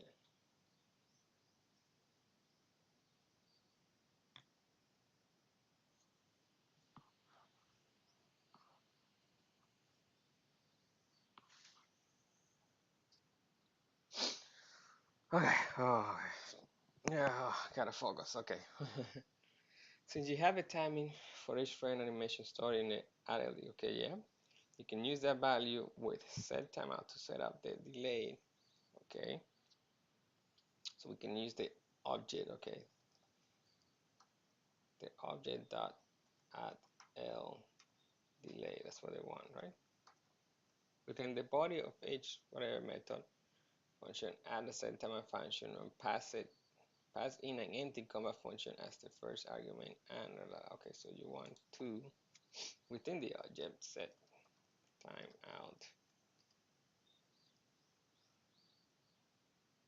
okay. And the timeout is gonna take an argument, pass in an empty as the first argument, the second,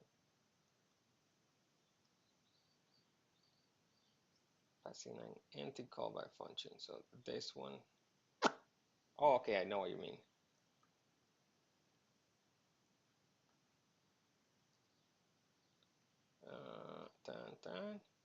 And then the second one is this, and then you want me to close it here. Okay, that works for me.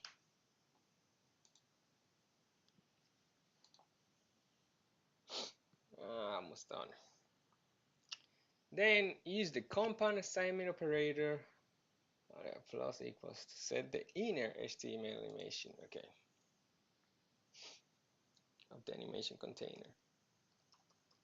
Animation container.inner HTML to an empty template literal. You got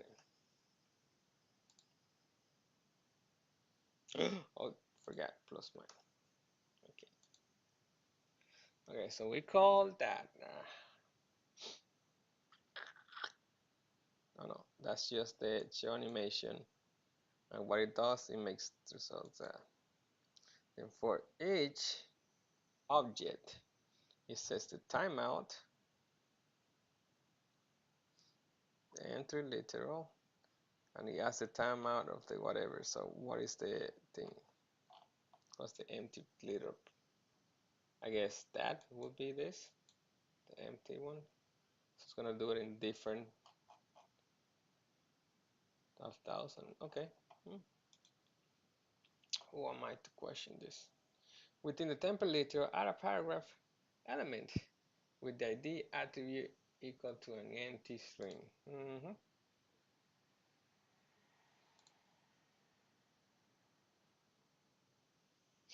Add a paragraph element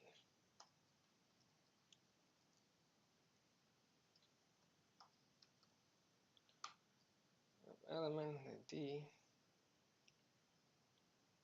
equal to an empty string. Okay, sure.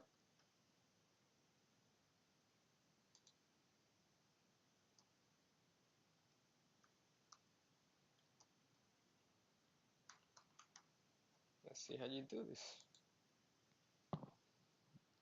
Animation container.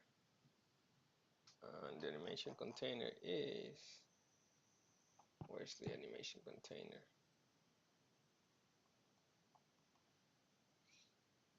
Okay, call stack. So this is the animation container over here. Yeah. Okay, was wondering why that was empty from the beginning. Oops. So the empty container is going to have a paragraph with an empty ID for now. Next, use the string interpolation to set the ID attribute to the input value property of the current job object. Okay. This is why it's good to look at the other code HTML stuff to know what's going on. You want the input, so from the object, you want the input value, which is gonna give us this. This interpolated depending every time. Okay.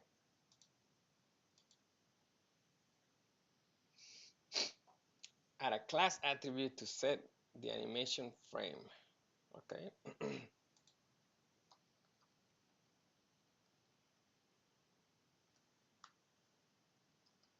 Animation frame. And where do we get the animation frame on? You know what? I'm not even gonna bother for now. We'll see as we go forward. No, it bothers me. I need to know.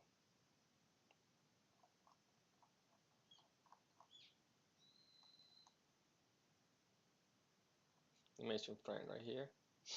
It gives you that padding. That's a line. Okay. Okay.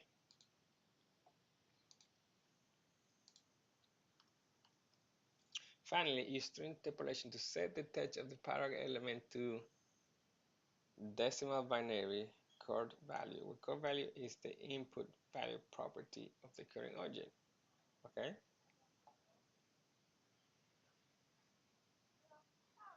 Text of the paragraph element. The text. Okay, this text over here. So we're inside. Okay, we're inside.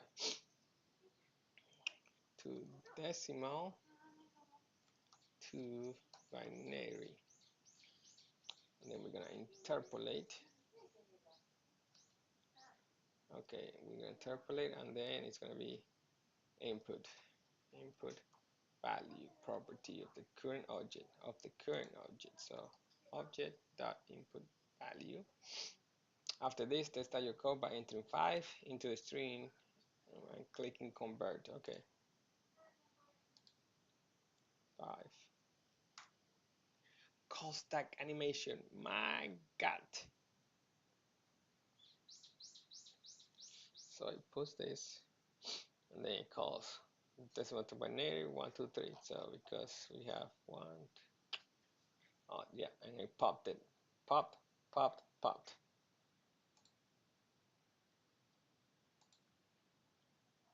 You just did it again. How about we? Okay, 5, pop. So it popped the 5 first, then 1. Shift puts it in the beginning, and push puts it in the end.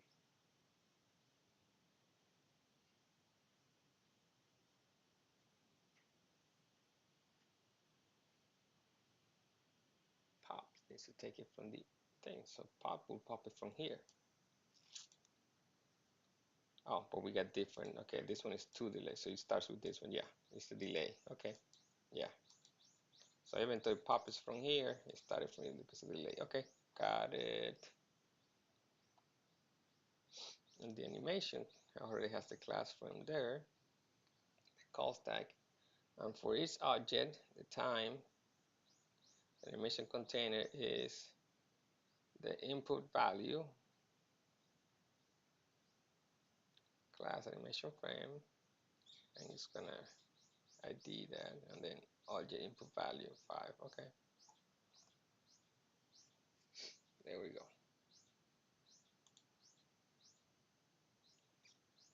Now it's time to set up for the next phase of the animation world. You update and remove the paragraphs you append to the DOM during the animation. Okay, add a message property. Okay,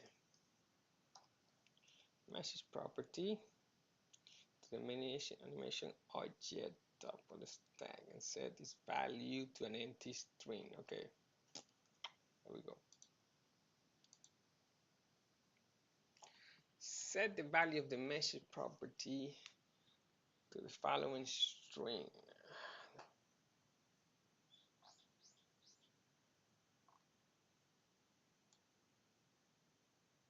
That's a long message which I'm not gonna write. Okay, decimal to binary, 1 returns 1, base case, and gives that stack to the stack below. Then it pops off the stack. Yeah? Yeah, okay, what about it?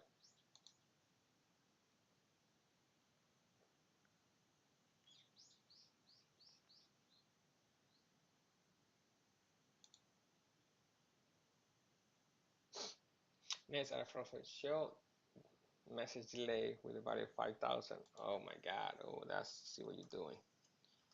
Oh, where are my hands? Okay. Show message delay, and it's going to be a value of 5,000. 5,000, okay. And then remove L delay of a value of 10,000. Oops, 10,000.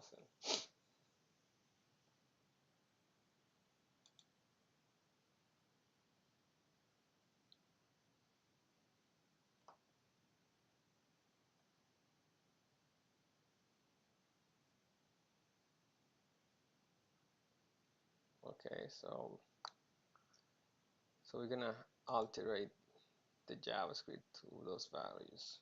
Okay, for the object in the middle of the stack, add a proper message. Okay, we're still gonna add it. Okay, MSG, and then we're gonna add this message, which I'm not gonna write because I'm smarter than that. And then we have the show message delay and set it to 10,000. Oh my God. and then remove L delay. Delay set to 15. Yeah, that's the one. Okay.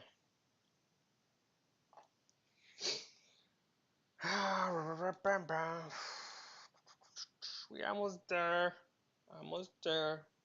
So the last animation object at the proper message. It's not about finishing. We gotta understand what's going on. So we'll take a break. I'll understand this in a little bit. Show message delay. Oops. To 15.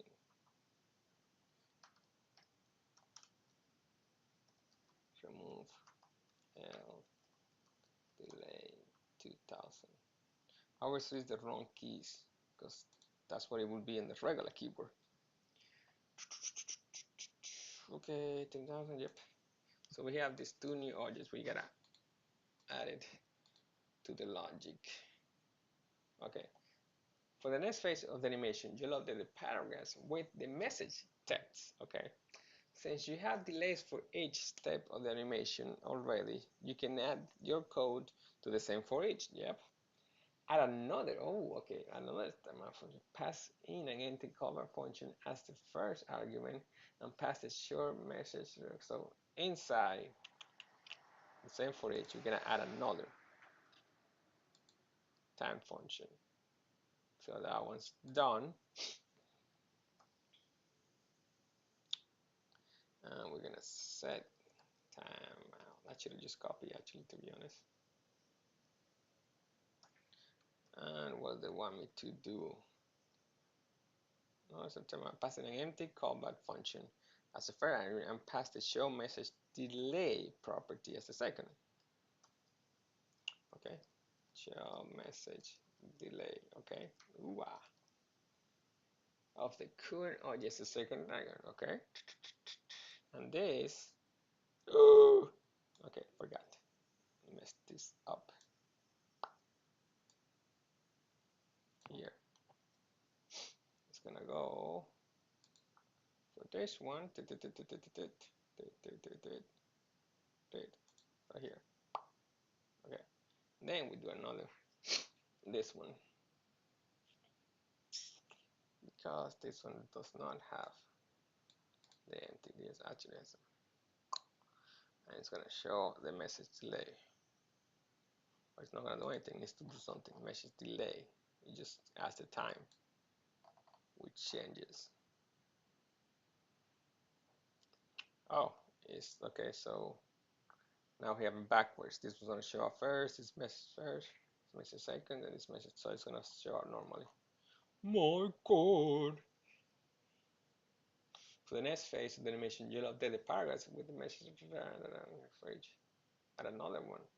Hey, didn't I do that already?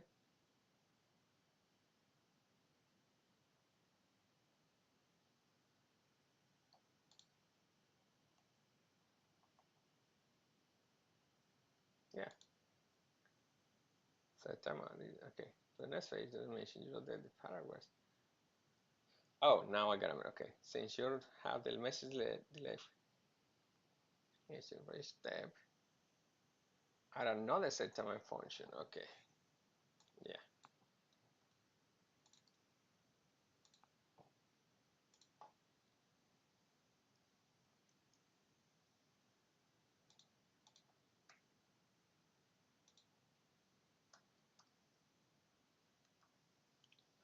Passing an empty callback function as the first argument. Yep. Passing the show message delay property as the second argument. We just did that again. Show. We did it here. Now we're gonna do it here.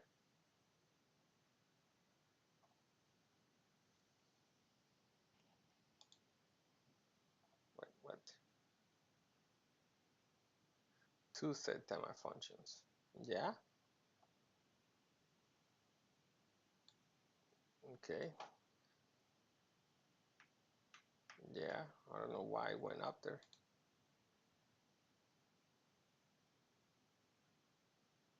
here, show animation.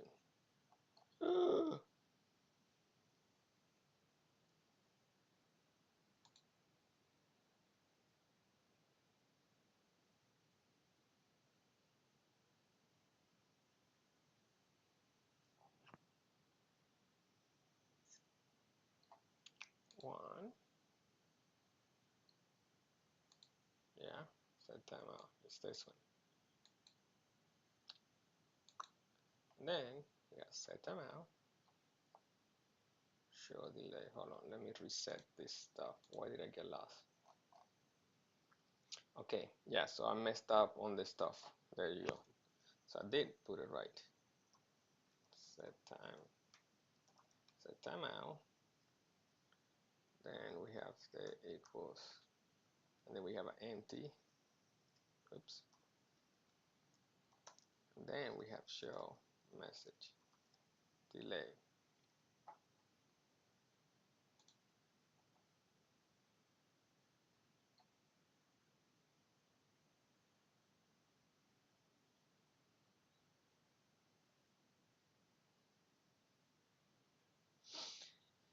Passing an empty callback function as the first parameter, argument, whatever.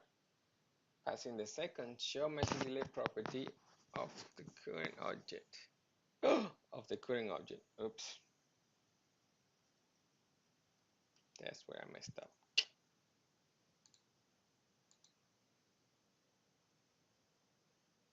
Okay. You have set the ID attribute for the paragraph elements to the object input value. Now, use the getElementById method to select the element with the attribute value, again using the object, okay? You should pass the object input value directly to your getElementById call. After that, set the text content property of the selected element equal to the message property of the current object. All right, so that's what we're gonna do in the function. First thing first, we're gonna get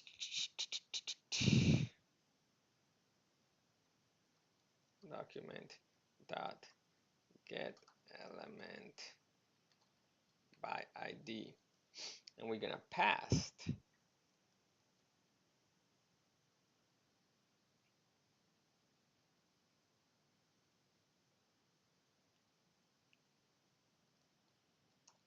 input value.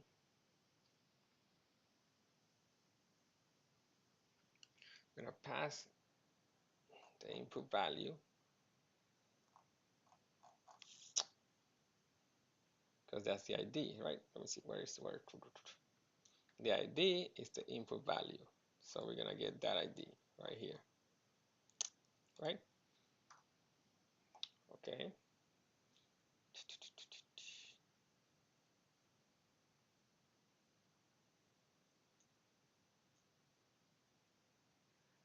Okay, and then after that, set the text content property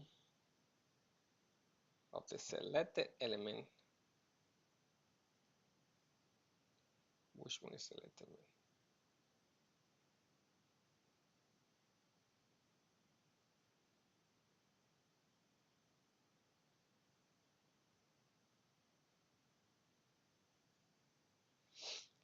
Okay, after that.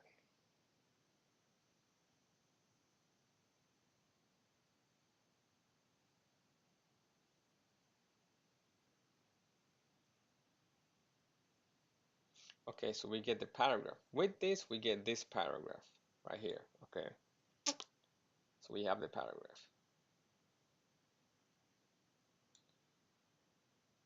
So then we're gonna set the text content equals to message, okay? To the message property of the current object. Object.message, okay. All right. This gives us that element over here, and then this allows us to change the text content, which is going to be whatever the inside right here after the p closes. which is this. It's going to change this into the object message, which is going to be this message right here, depending on each object. Okay, there you go. Next, you remove the paragraph elements from the show animation elements after the delays you specified earlier. So, okay. Set timeout. Make sure you take the time to understand what's going on. Okay. And the same for each element. We're gonna pass the object dot remove el delay el dorado. Yep. Okay.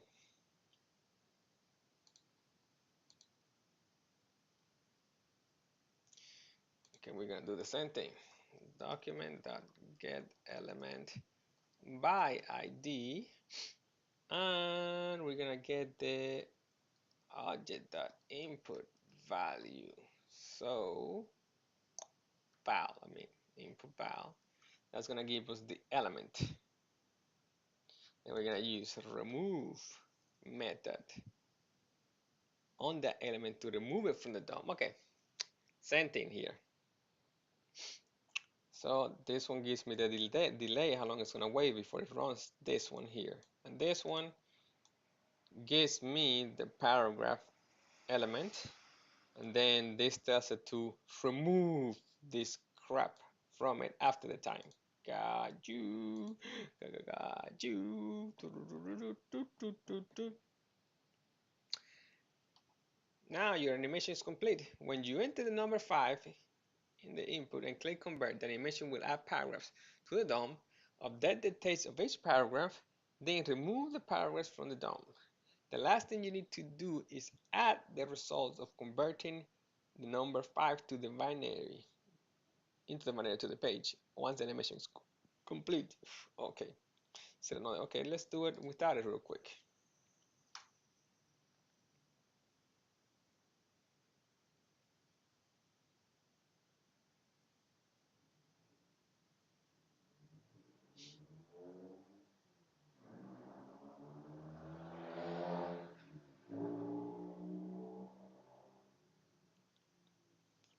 Me like it, me like it. So it gives you the regular one, and then come back from here again. This one gives you the value to the stack below, then pops off the top, plop. Gives return 1 plus 0 to return, gives value to and then pops it, and then return, and then gives that to and pops it. Okay. Then that's a good way to show what is going on actually. Very, very smart. Like I said, who am I to say what's going on here? Alright, okay, so and then delayed, oof, that's how long? That is 20 seconds? Wow. Wowzers. That's a long time to wait.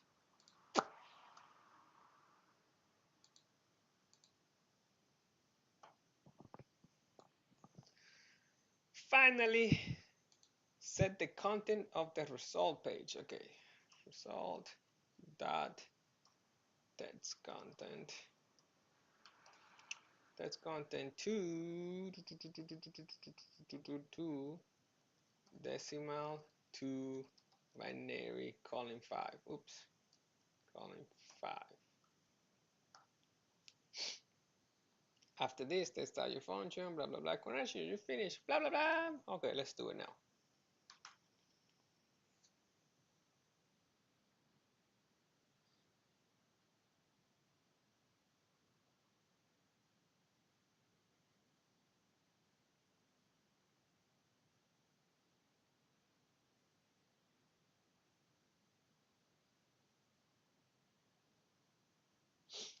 Ha! Like that, I like that. And with this, we are done. Let me copy this real quick. That is it. I think that's the last step. Yep, there you go. Thank you very much for your support. Support them so I can keep doing this for free. Yeah, oh, yeah. And that was that. Next, We have the certification, build a Roman numeral converter project.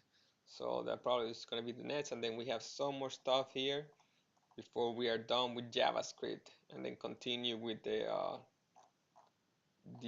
full stack developer stuff. So that was it, guys. You guys have a great one.